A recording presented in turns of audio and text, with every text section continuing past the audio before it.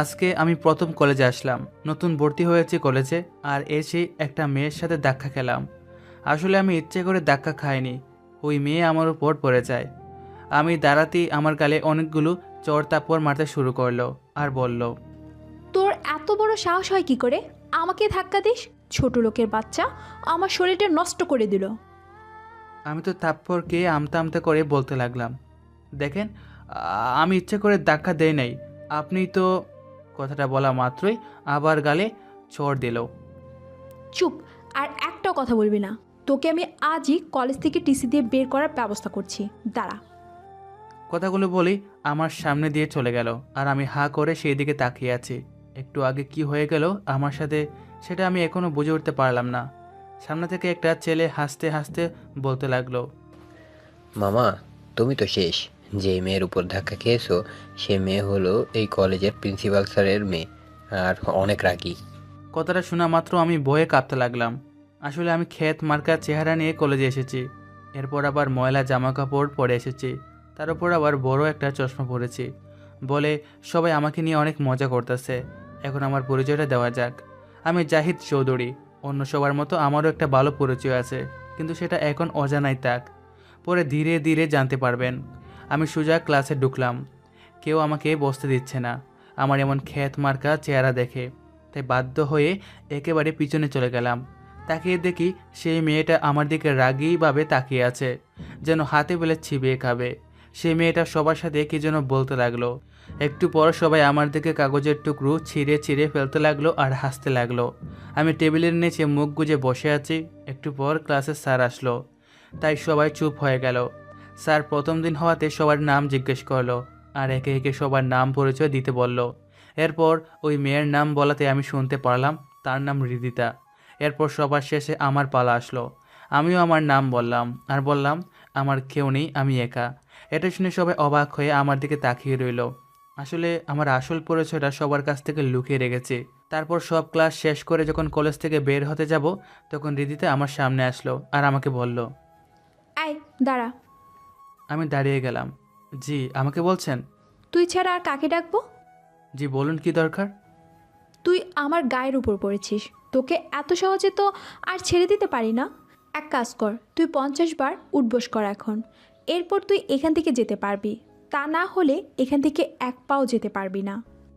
দয়া করে আমাকে ক্ষমা করে দিন, আমার ভুল হয়ে গিয়েছে। আমি সত্যি আপনাকে ইচ্ছে করে আপনার উপর পড়ে যায়নি। চুপ, একদম চুপ। তোকে যা করতে বলেছি তুই তাই কর। আমার মাথা গরম হয়ে গিয়েছে ওই মেয়ের এমন কথা শোনার পর।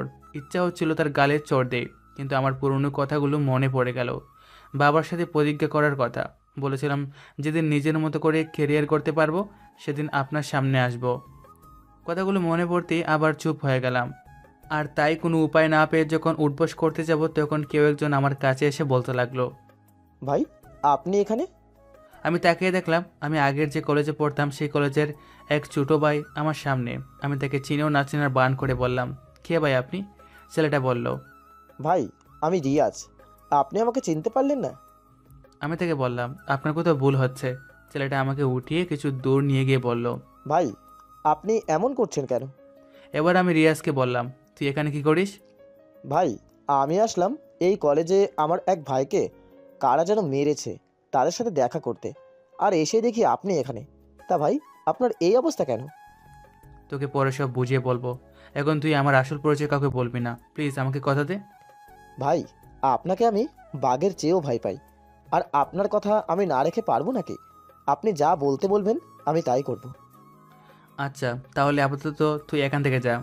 কিন্তু ভাই, আপনাকে এভাবে আমি একা রেখে চলে যাব?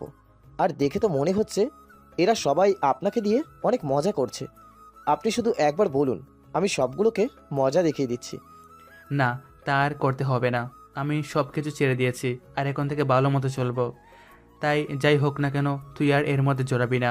আর এখান থেকে এখন চলে যা। আর তাদের সামনে গিয়ে আমাকে একটা চোর দিয়ে বলবি তুই ভুল করে আমাকে অন্য কাউকে ভেবে বলে ফেলেছিস। এরপর চলে যাবি। আপনি যা বলবেন আমি তাই করব ভাই। আমাদের কথা শেষ করে আবার তাদের সামনে গেলাম, আর আসা মাত্র আমার কথা মতো রিয়াজ আমাকে বলল, তুই তো একটা খ্যাত ছেলে, তোকে ভুলে আমি কি না কি যে ভেবে বসেছিলাম। এরপর আমার গালে হালকাভাবে একটা চড় দিল। সবাই ভাবলো অনেক ঝুড়ে দিয়েছে। তারপর রিয়াজ চলে গেল। যাক, ছোট লোকটা এমনিতেই আজকের মতো শিক্ষা পেয়ে গেছে। তোকে আজকের মতো ছেড়ে দিলাম, কিন্তু কালকে আবার তোর 12টা বাজাবো।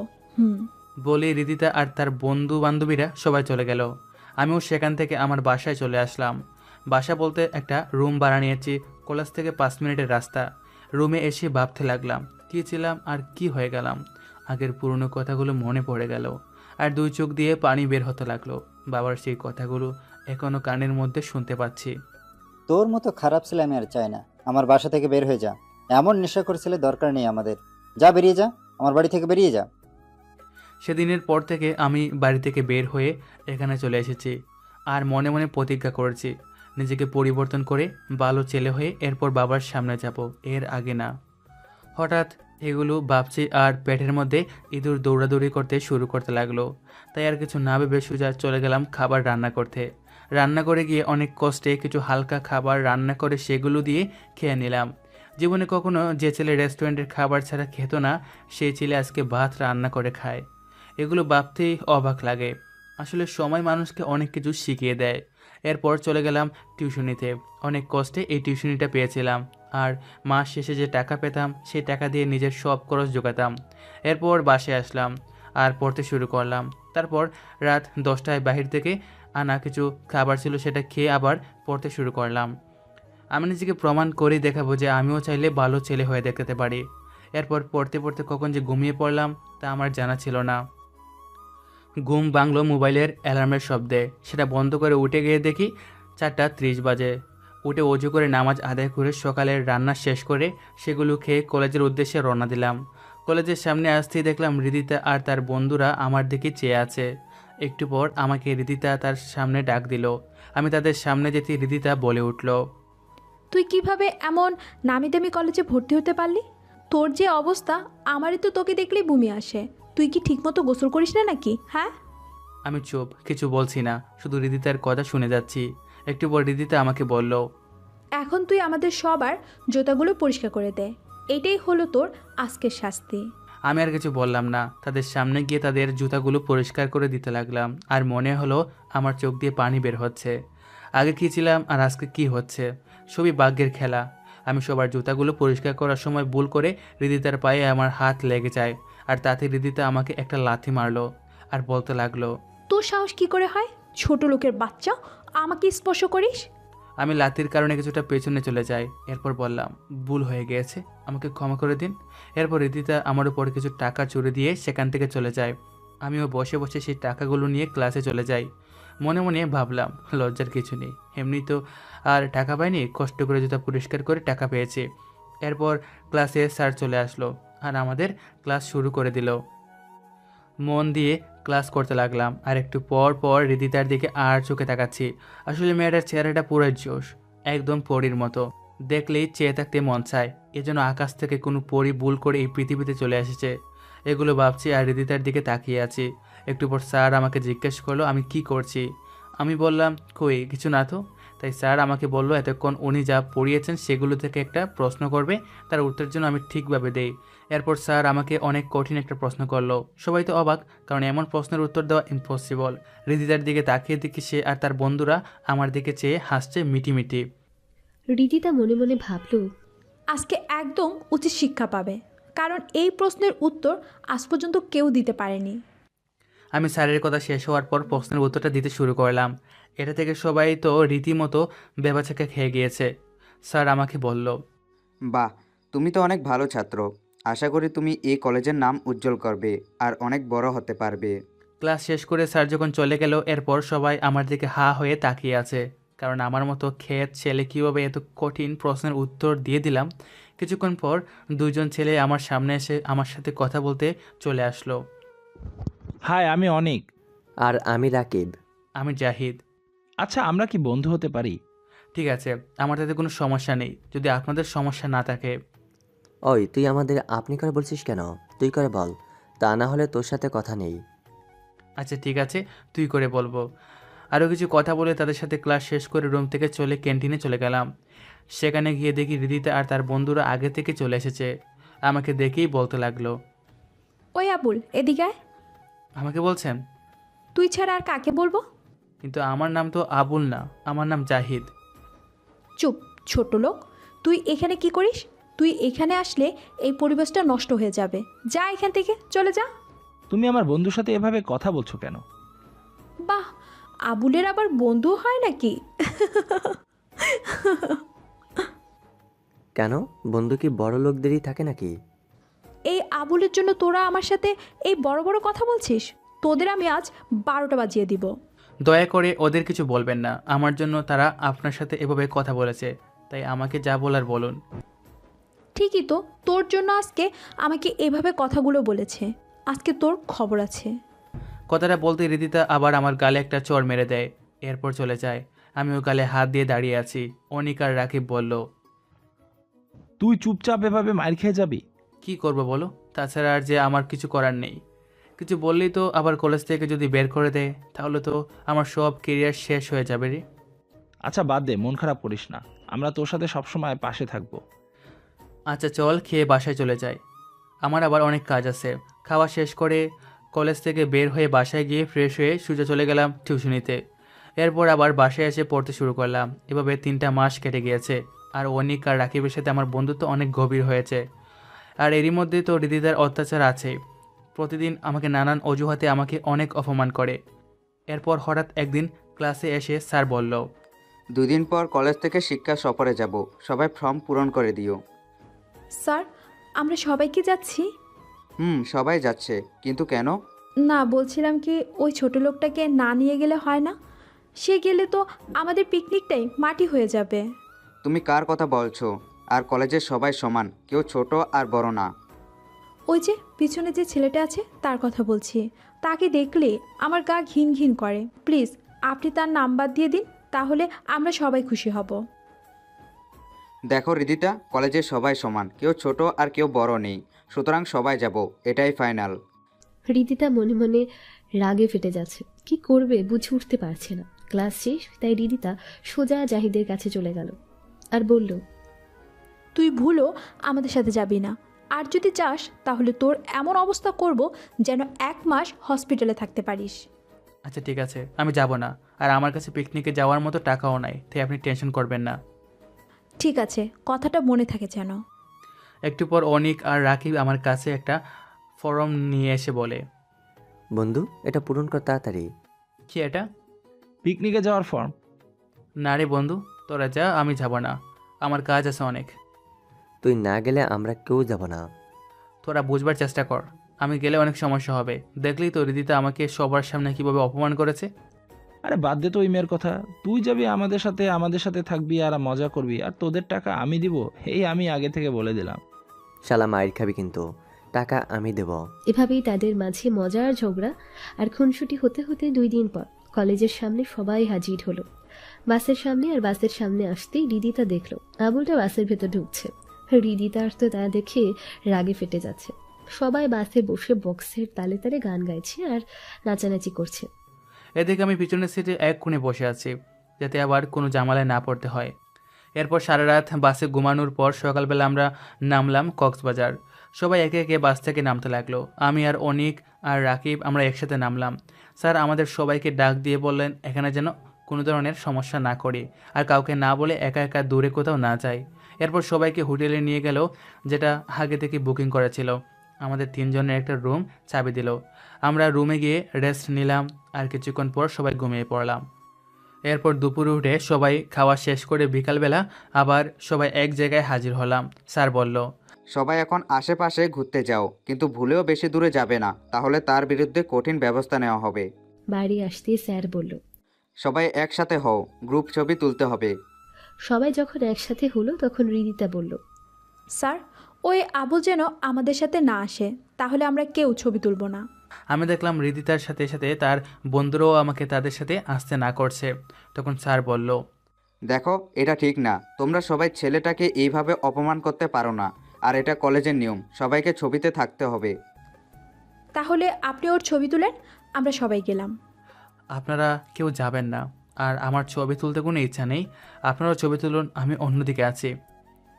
স্যার, আবুল যখন বলেই দিয়েছে সে ছবি তুলবে না, তাহলে তো হয়েই গেল। স্যার আর কিছু না বলে আমাকে একা রেখে ছবি তুলে ফেললো।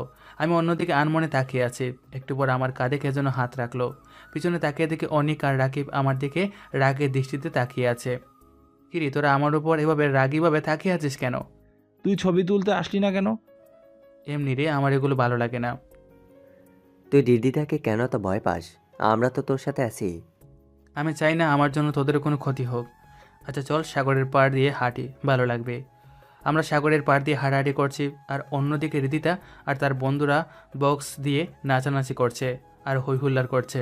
সাথে বিয়ার আর কোমল পানীয় আছে। সন্ধ্যা হয়ে এসেছে, তাই অনিক আর রাকিব বলল। চল এবার হোটেলে যাই। আমি বললাম, তোরা যা, আমি একটু পর আসছি। তারাও কিছু না বলে আমাকে রেখে চলে গেল। আমিও সামনের দিকে হাঁটছি, আর দূরে আগুন জ্বালিয়ে একটা মেয়ে আর কিছু ছেলের নাচানাচি দেখছি বলে মনে হলো, তাই আমি সেদিকে যেতে লাগলাম। এদিকে রিদিতার বন্ধুরা ভাবলো অনেকদিন পর রিদিতাকে একা পেয়েছে, তাই আজকে তাদের মনের বাসনা পূর্ণ করবে। তাই তারা বিয়ারের গ্লাসে ঘুমের ওষুধ মিশিয়ে রিদিতাকে দিল, আর রিদিতাও কিছু না বুঝে সেটা খেয়ে ফেললো। এরপর রিদিতা মাতলামি করতে লাগলো। আমি দূর থেকে আবার কাছে চলে আসলাম, আর এসে দেখি হৃদিতাকে তারা মাটিতে ফেলে কি যেন করতে যাচ্ছে। আমার আর সেটা বুঝতে বাকি রইল না, তাই আমি আর চুপ থাকতে পারলাম না। আমি আমার আগের রূপটা একটু তাদের দেখিয়ে দিলাম। একটাকে দৌড়ে দিলাম একটা ঘুষি। সে ঘুষি খেয়ে মুখে হাত দিয়ে দেখে রক্ত বের হচ্ছে, তাই দেখে বাকিরাও সেখান থেকে পালিয়ে যায়। আমি এরপর নিচে তাকিয়ে দেখলাম হৃদিতা মাটিতে শুয়ে আবুল তাবুল বক্সে। তাকে এখন কি করে যায় তাই ভাবছি, আর সে আশেপাশে দেখছি কেউ নেই আশেপাশে, তাই বাধ্য হয়ে তাকে কুলে তুলে নিলাম। হরিম্মা, এই মেয়ে দেখছি অনেক বাড়ি। আমার মাথা দিয়ে রীতিমতো ঘাম বের হচ্ছে। অনেক কষ্টে হোটেলের ভিতরে নিয়ে গিয়ে হৃদিতার রুমের চাবিটা নিয়ে ওর রুমে দিয়ে আসলাম। ওকে রুমে এসে খাটে শুয়াইতে হৃদিতা আমাকে তার কাছে টেনে নিল, আর আমি সোজা তার শরীরের উপর পড়ে যাই। সে নেশার গড়ে আমার ঠোঁটে কিস করতে লাগলো। আমি তাকে ছাড়ানোর অনেক চেষ্টা করছি, কিন্তু তার উপর যেন অন্য কেউ ভর করে আছে। অনেক কষ্ট তাকে ছাড়িয়ে এরপর হৃদিতাকে শুয়ে দিলাম, আর আমি রুম থেকে বের হয়ে গেলাম। ভাবছি একটু আগে কি হয়ে গেল। এতে কিছু বাবার সময় নেই, যা হয়েছে তা তো আমি ইচ্ছা করে করিনি, আর কেউ দেখেও নি। এগুলো মনে মনে ভাবতে ভাবতে আমার রুমে গিয়ে দেখি তারা ঘুমিয়ে পড়েছে। আমিও গিয়ে ঘুমিয়ে পড়লাম। এরপর সকালে ঘুম থেকে উঠে দেখি বাইরে অনেক হইচই। আমি বাইরে আসতেই হৃদিতা আমাকে দেখি আমার জামার কলার ধরে চড় তাপ্পড় দিতে লাগলো, আর বলতে লাগলো, তুই নাকি আমাকে কালকে এখানে নিয়ে এসেছিস? তোর এত বড় সাহস হলো কিভাবে আমাকে নিয়ে এসেছিস? আমি বললাম, আপনি কিভাবে জানলেন? হোটেলের স্টাফকে বলাতে সে তোর কথা বলেছে। দেখুন, আমার কিছু করার ছিল না। কালকে রাতে আপনি বাইরে অজ্ঞান হয়ে পড়েছিলেন, সেখান থেকে আমি আপনাকে এখানে নিয়ে এসেছি। দাঁড়া, আমি আসতেছি, এরপর তোর ব্যবস্থা নিচ্ছি। বলে হৃদিতা হোটেলের সিসিটিভি রুমে গিয়ে কালকে রাতে এখানে কী হয়েছে সেগুলো দেখতে লাগলো। আর যা দেখলো তা দেখে তো তার সারা শরীর পুড়তে লাগলো। দেখছে আবুলটা তাকে খুলে করে তার রুমে নিয়ে যাচ্ছে। এরপর সোজা আমার কাছে এসে আমাকে মারতে লাগলো, আর বলল, বল, আমার সাথে কি করেছিস কাল রাতে? তুই আমার ইজ্জত নিয়েছিস? তার কথা শুনে সবাই তো অবাক, আমিও অবাক। কি বলছে এইগুলো মেয়ে? দেখুন, আপনার কোথাও ভুল হচ্ছে। আমি কালকে রাতে যদি আপনাকে না নিয়ে আসতাম, তাহলে আপনার বন্ধুরা আপনার ইজ্জত খেড়ে নিত। এরপর হৃদিতার বন্ধুরা আমাকে এসে মারতে লাগলো, আর বলতে লাগলো, শালা, একে তো তুই একটা মেয়ের ইজ্জত কেড়ে নিয়েছিস, তার উপর আমাদের উপর বদনাম দিচ্ছিস। ওই ফকিরের বাচ্চাটাকে মার, মেরে ওর অবস্থা এমন করবি যাতে এমন কাজ আর না করতে পারে। এরপর হৃদিতার কথা মতো তার বন্ধুরা আমাকে অনেক মারধর করলো, যার ফলে আমার অনেক জায়গা দিয়ে রক্ত বের হয়। একটু পর স্যার এসে বলে, এগুলো কি হচ্ছে? যা হয়েছে তার বিচার কলেজে হবে, এখানে এগুলো বন্ধ করো। স্যারের কথা শুনে তারা আমাকে ছেড়ে দেয়, আর আমি কোনো রকমে উঠে দাঁড়াই। অনিক আর রাকিব আমাকে নিয়ে ডাক্তারের কাছে নিয়ে যায়, আর আমাকে বলে, কি হয়েছিল কালকে রাতে? আমি তাদের কালকে রাতের সব ঘটনা খুলে বলি। আমার কথা শেষ হতে অনিক আমাকে একটা চড় মারে, আর বলে, শালা, কি দরকার ছিল ওই মেয়েকে বাঁচাতে? চলে আসতি, যা হওয়ার হতো। তাহলে আজকে তোর এই অবস্থা হতো না। বাদ দে বন্ধু, আমি কিভাবে পারবো এমন একটা খারাপ পরিস্থিতিতে তাকে ফেলে আসতে? আমি না হয় মার খেয়েছি, কিন্তু একটা মেয়ের যা নাকি তার নিজের সম্পদ, সেটা তো ঠিক আছে। এগুলো বাদ দে, এখন কি হবে? কলেজে তো তোর বিচার হবে, কি বিচার হয় সেটাই চিন্তার বিষয়। যা হবার হবে, আল্লাহ যা করবেন ভালোর জন্য হবে। এরপর আমরা ডাক্তারের দোকান থেকে নিজের কিছু কিছু জায়গা ব্যান্ডেজ করে আর ওষুধ নিয়ে চলে আসলাম হোটেলে। হোটেলে আসার পর স্যার সবাইকে বলল, কালকেই সবাই চলে যাব কলেজের উদ্দেশ্যে, তাই সবাই যেন তৈরি থাকে। এই বলে স্যার চলে গেল। পরদিন সকালে বাস আবার কলেজের উদ্দেশ্যে রওনা দিল। এরপর সারাদিন পর সন্ধ্যায় বাস এসে কলেজের সামনে থামলো। যে যার মতো বাস থেকে নেমে বের হতে লাগলো, আর আমি আর আমার বন্ধুরা নেমে পড়লাম। আমি নামতেই রিদিতা বলল কালকের জন্য রেডি থাকতে। আমি আর কিছু না বলে চলে গেলাম। যার জন্য করে চুরি সেই বলেছ। কথাটা ভেবে অনিক আর রাকিবকে বিদায় দিয়ে আমিও বাসায় চলে আসলাম। এসে ঘুমিয়ে পড়লাম। এরপর সকালে ঘুম থেকে উঠে কলেজের উদ্দেশ্যে রওনা দিলাম। কলেজে আসতেই দেখলাম কলেজের মাঠে অনেক লোকজন। আমি ভিতরে যেতেই রিদিতা আমার জামার কলার ধরে টানতে টানতে মাঠের মাঝখানে নিয়ে গেল। সেখানে দেখলাম ছাত্রছাত্রী ছাড়াও স্যার, ম্যাডাম আর প্রিন্সিপাল স্যারও আছেন। আমাকে সবার সামনে এনে রিদিতা বলল, বাবা, ওই ফকিনের বাচ্চা আমার সব শেষ করে দিয়েছে। আমি এখন মুখ দেখাতে পারবো না। ওকে এমন শাস্তি দাও যেন ভুলও কোনো মেয়ের সাথে এমন কাজ করার আগে 10 বার ভাবে। প্রিন্সিপাল স্যার বলল। একে টিসি দিয়ে বের করে দিই। রিদিতা বলল, না বাবা, একে এত তাড়াতাড়ি এখান থেকে বের করে দেওয়া যাবে না। এর থেকে ভালো হবে আজকে থেকে সে আমাদের চাকর হয়ে থাকবে। এটাই হলো তার শাস্তি। সে আমার ইজ্জত নিয়েছে, তাকে তো এত সহজে ছেড়ে দেওয়া যাবে না। আমি শুধু রিদিতার কথাগুলো চুপ করে শুনছি, কিছু বলছি না। আমি যদি ইচ্ছে করে 1 সেকেন্ডে সব কিছু ঠিক করে ফেলতে পারতাম, কিন্তু আমি চুপ হয়ে আছি। কেননা আমাকে কেরিয়ার গড়তে হবে, এর জন্য সব কষ্ট মাথায় পেতে নিতে পারবো। আর এটা তো আমার অতীতের তুলনায় কিছু না। আমি অতীতে যা করেছি সেগুলো এর তুলনায় তুচ্ছ। কথাগুলো মনে মনে ভাবছি। এরপর প্রিন্সিপাল স্যার আমার সামনে এসে বলল, এবারের মধ্যে তোকে আমার মেয়ের কথা চিন্তা করে ছেড়ে দিলাম। আর আমার মেয়ে যা বলে তাই কর, যদি এই কলেজে থাকতে চাস। কথাগুলো বলে চলে গেলেন। এরপর যে যার মতো চলে গেল ক্লাসে। একটু পর আমিও ক্লাসে আসলাম। ভিতরে ঢুকতেই রিদিতা আমার বলল, আয় আবুল, আমার সামনে আয়। আমিও তার সামনে চলে আসলাম। আর আসা মাত্র রিদিতা আমায় বলল, তোকে আমি তিল তিল করে কষ্ট দিব, যে কষ্ট তুই না পারবি সইতে আর না পারবি কাউকে বলতে। আমি রিদিতাকে অনেক বোঝালাম, দেখুন আপনি আমাকে ভুল বুঝছেন, প্লিজ আমার কেরিয়ারটা শেষ করে দিবেন না। আমার অনেক স্বপ্ন, আমি একদিন নিজের পায়ে দাঁড়াবো। আমার কথা শুনে রিদিতা হাসতে লাগলো। ছোট লোকের বাচ্চা বলে কি, তার আবার নাকি স্বপ্নও আছে। তোর সব স্বপ্ন আমি পানিতে চুবিয়ে মারবো, তুই শুধু দেখতে থাক। এই বলে রিদিতা আমাকে বলল এখন আমি যেন তার জন্য বাহির থেকে খাবার নিয়ে আসি। আমি বললাম এখন তো স্যার আসবে আর ক্লাস শুরু হয়ে যাবে। রিদিতা আমার দিকে রাগীভাবে তাকিয়ে বলল, তুই যাবি কিনা বল, তা না হলে তোর ব্যবস্থা নিচ্ছি। আমি আর কিছু না বলে ক্লাস থেকে বের হয়ে গেলাম রিদিতার কাছ থেকে টাকা নিয়ে। বাইরে গিয়ে রিদিতার বলা কথা মতো ক্যাডবেরি আর চিপস নিয়ে আবার ক্লাসের সামনে আসলাম। দেখি স্যার ক্লাস করাচ্ছেন।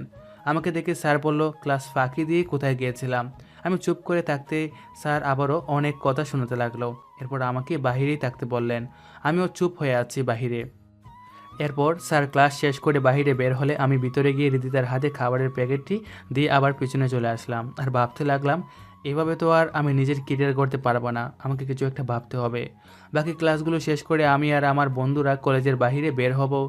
এমন সময় পিছন থেকে আবার ডাক আসলো। আমি বুঝতে পারলাম এটা রিদিতার ডাক, তাই দাঁড়িয়ে পড়লাম আর পিছনে তাকিয়ে দেখলাম রিদিতা আমাকে ডাকছে। কি রে, তুই আমাকে না বলে কই যাস? এখন তো ক্লাস শেষ, তাই বাসায় যাচ্ছি। তুই যেখানে যাস না কেন আমাকে বলে এরপর যাবি। ঠিক আছে, কালকে থেকে বলে এরপর যাব। আজকে যেহেতু তুই ভুল করেছিস তাই তোর সেই শাস্তি তো পেতেই হবে। এই বলে রিদিতা আমাকে 2টা চড় মারল। এরপর বলল আর জন্য এই ভুল না করি। আমি গালে হাত দিয়ে চলতে লাগলাম আর মনে মনে বললাম এর প্রতিশোধ একদিন আমি নিব। এরপর বাসায় এসে ফ্রেশ হয়ে খেয়ে নিলাম।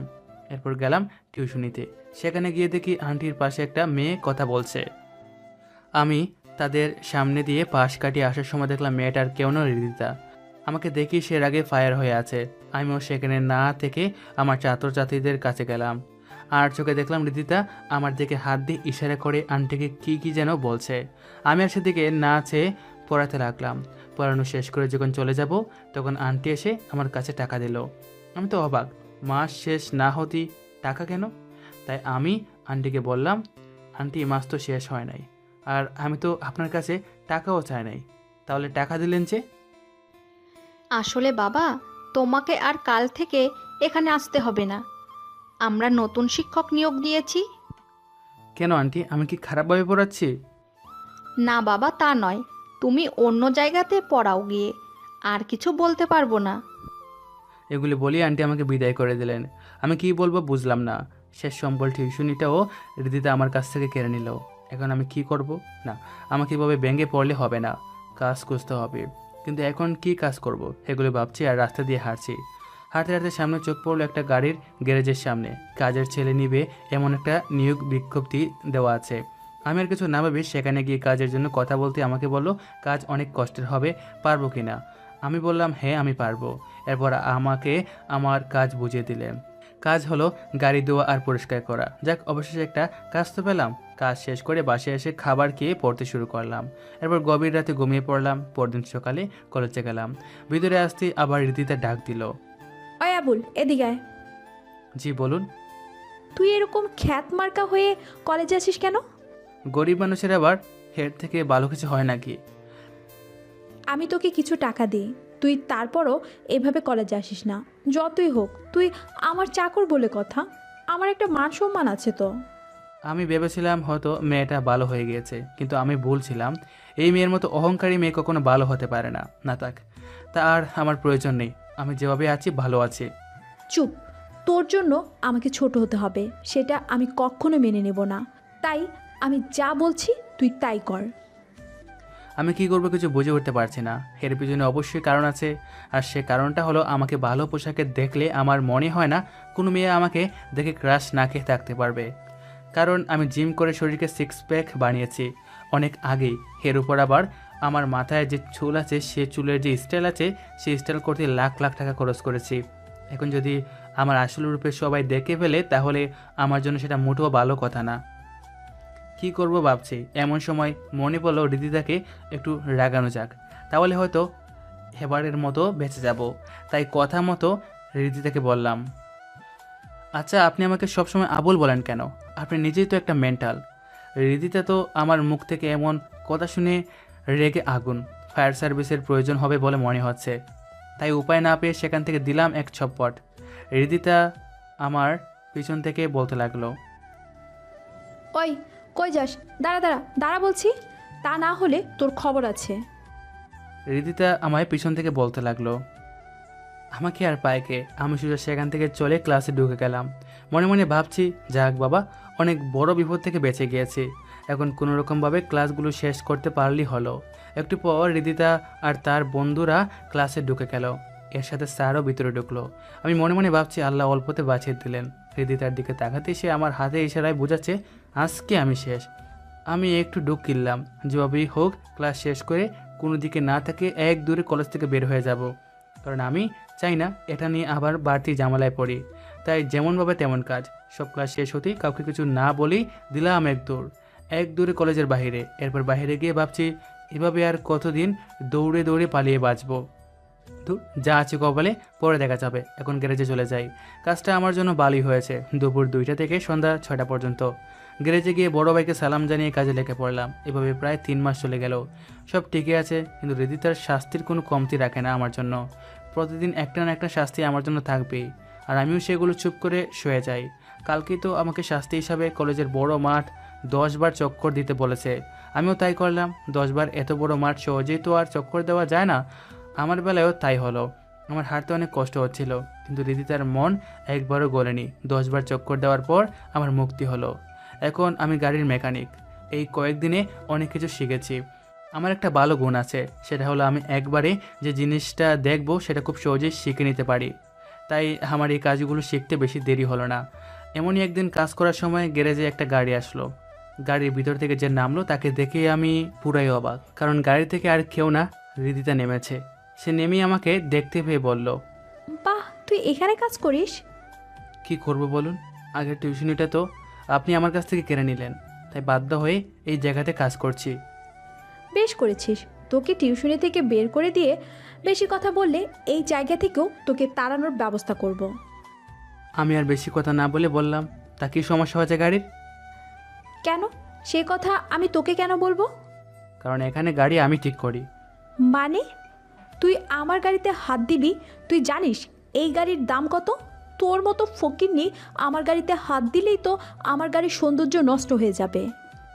তাহলে আপনি অন্য জায়গাতে নিয়ে যান, এখানে কেন নিয়ে এসেছেন? তুই আমার মুখের উপর কথা বলিস? তোর এত বড় সাহস! কথা না বলে আমার গাড়ি ঠিক করে দে, কিন্তু খুব সাবধানে, গাড়ির যেন কোনো ক্ষতি না হয়, তাহলে তোর কিডনি বিক্রি করে দেব। কি মেয়ে রে বাবা, এমন মেয়ে জীবনেও দেখি নাই। সবসময় অহংকার আর সামান্য 5 লাখ টাকার গাড়ির জন্য এই অবস্থা, ভাবতে হাসি পেল।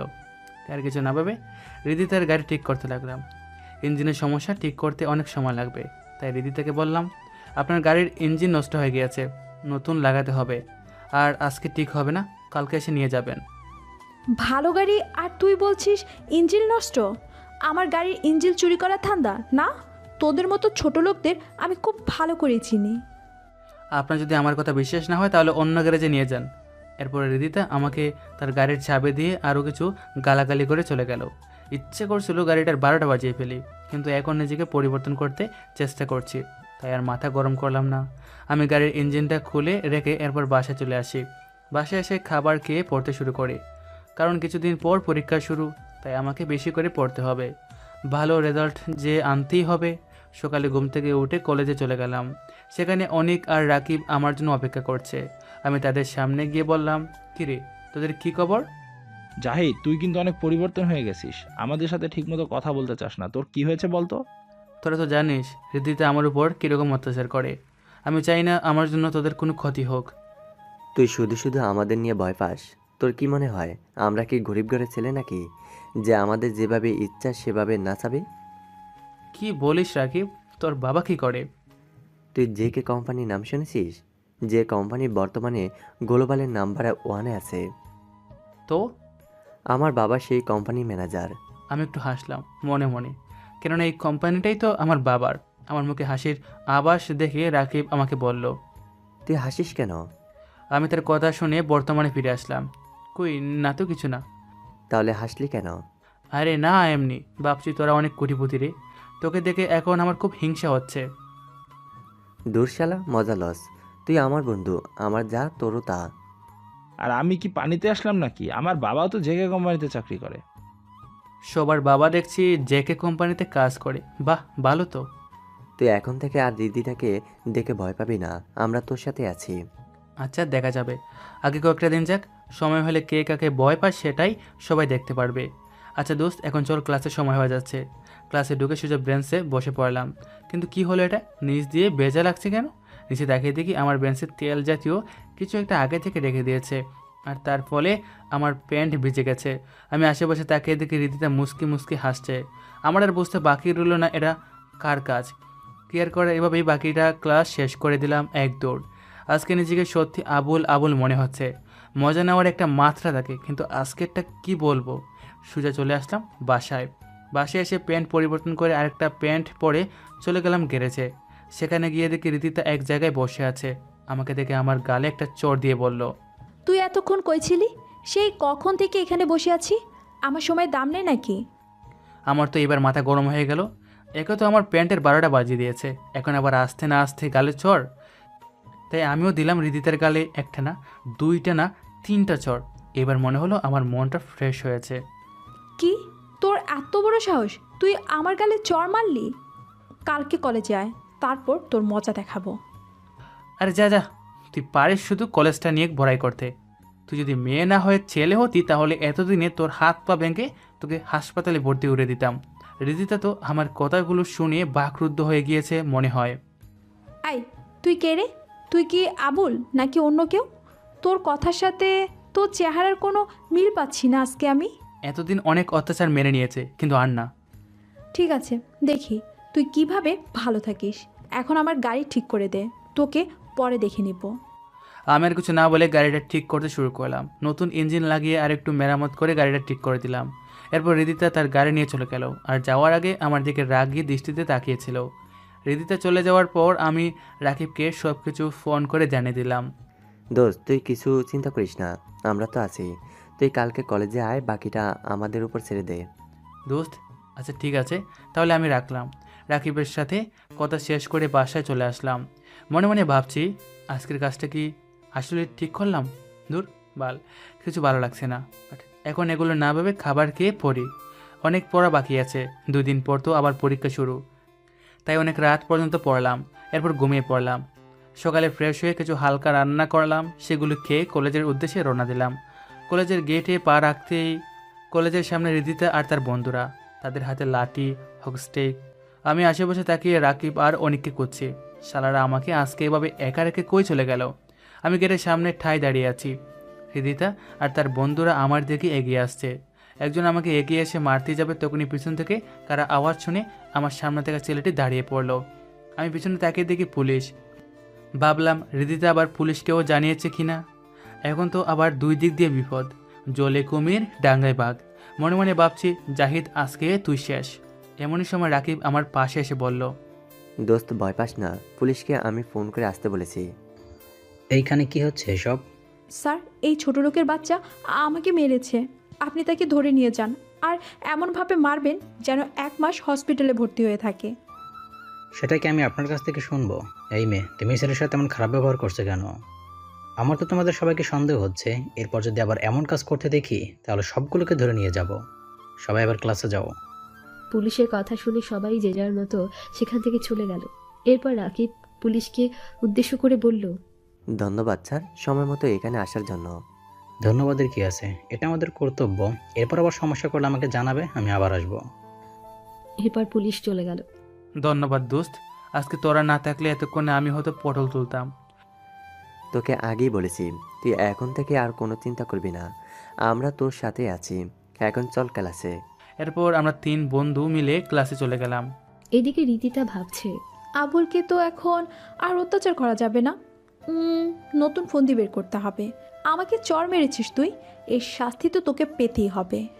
হঠাৎ রীতিতার মনে একটা বুদ্ধি আসলো। আবুলটাকে প্রেমের জালে ফাঁসালে কেমন হয়? বুদ্ধিটা খারাপ না। এরপর সময় বুঝে আমার প্রতিশোধটা নেওয়া যাবে। আমি ক্লাসে ঢুকলাম। আমি, অনিক আর রাকিব একসাথে বসে আছি। একটু পর স্যার আসলো আর এসেই বলল, বাইরে নোটিশ বোর্ড দেওয়া আছে, কালকে থেকে পরীক্ষা। রুটিন থেকে পরীক্ষার সময় আর কে কার সাথে পরীক্ষা দেবে সেটা বের করে নিও। এখন সবাই ক্লাসে মনোযোগ দাও। ক্লাস শেষ হতেই রিদিতা আমার সামনে এসে বলল, 10 মিনিট পর কলেজের পিছনে যেতে কথা আছে। আমি তো একটু ভয় পেয়ে গেলাম, আবার নতুন কোনো মারার ফন্দি নাকি? রাকিব বলল, ভয় পাস না, তুই যা, কিছু হলে পুলিশকে ফোন দিলেই চলে আসবে। এরপর রিদিতা একটা হাসি দিয়ে চলে গেল। আমরা 3 জন তো অবাক। রাকিব তো আমাকে কুচা মেরে বলল, কে বন্ধু, বুঝলাম না, তোকে দেখে হাসি দিল মনে হলো। তোর প্রেমে পড়ে গেল নাকি? দূর, কি যে বলিস না, এই মেয়েকে আমি জীবনও বিশ্বাস করবো না, আর প্রেম তো দূরের কথা। আচ্ছা তোরা থাক, আমি গিয়ে দেখে আসি কি বলে। এরপর তাদের কাছ থেকে বিদায় নিয়ে কলেজের পিছনের দিকে চলে আসলাম। এসে দেখি রীতিতা আগে থেকেই আমার জন্য অপেক্ষা করছে।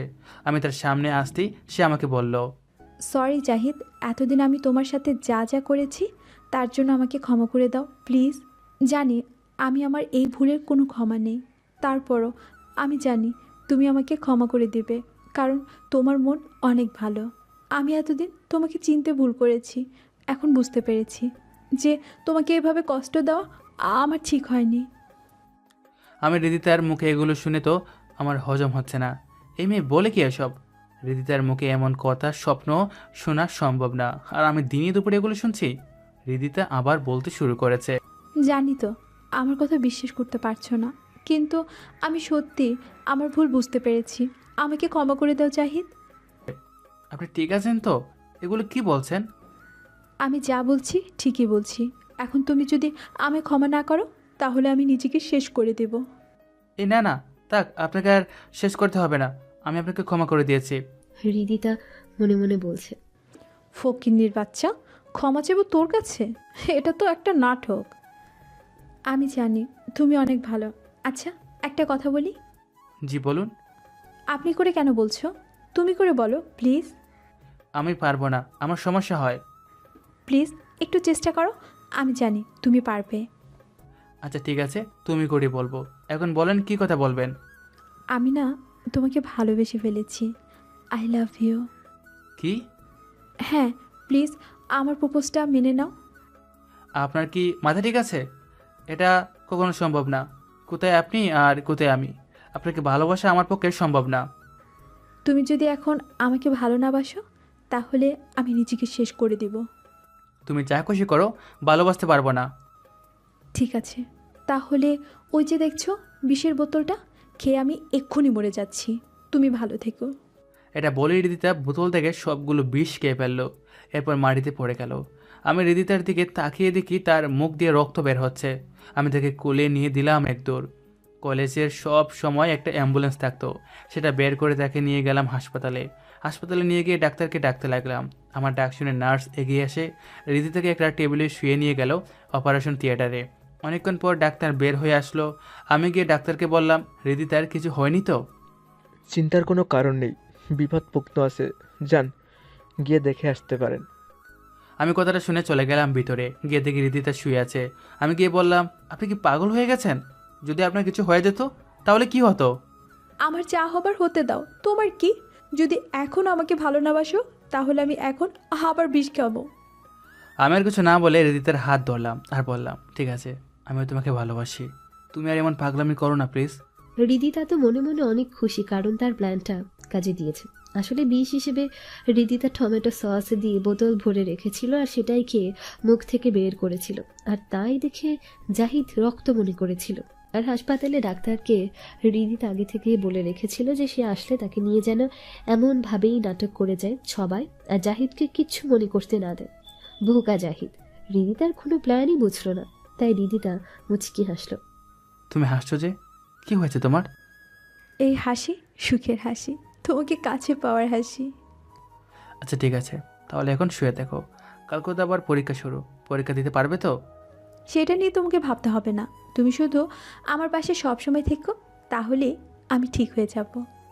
সত্যি মেয়েটা অনেক পরিবর্তন হয়ে গিয়েছে, মনে মনে ভাবছি আমি।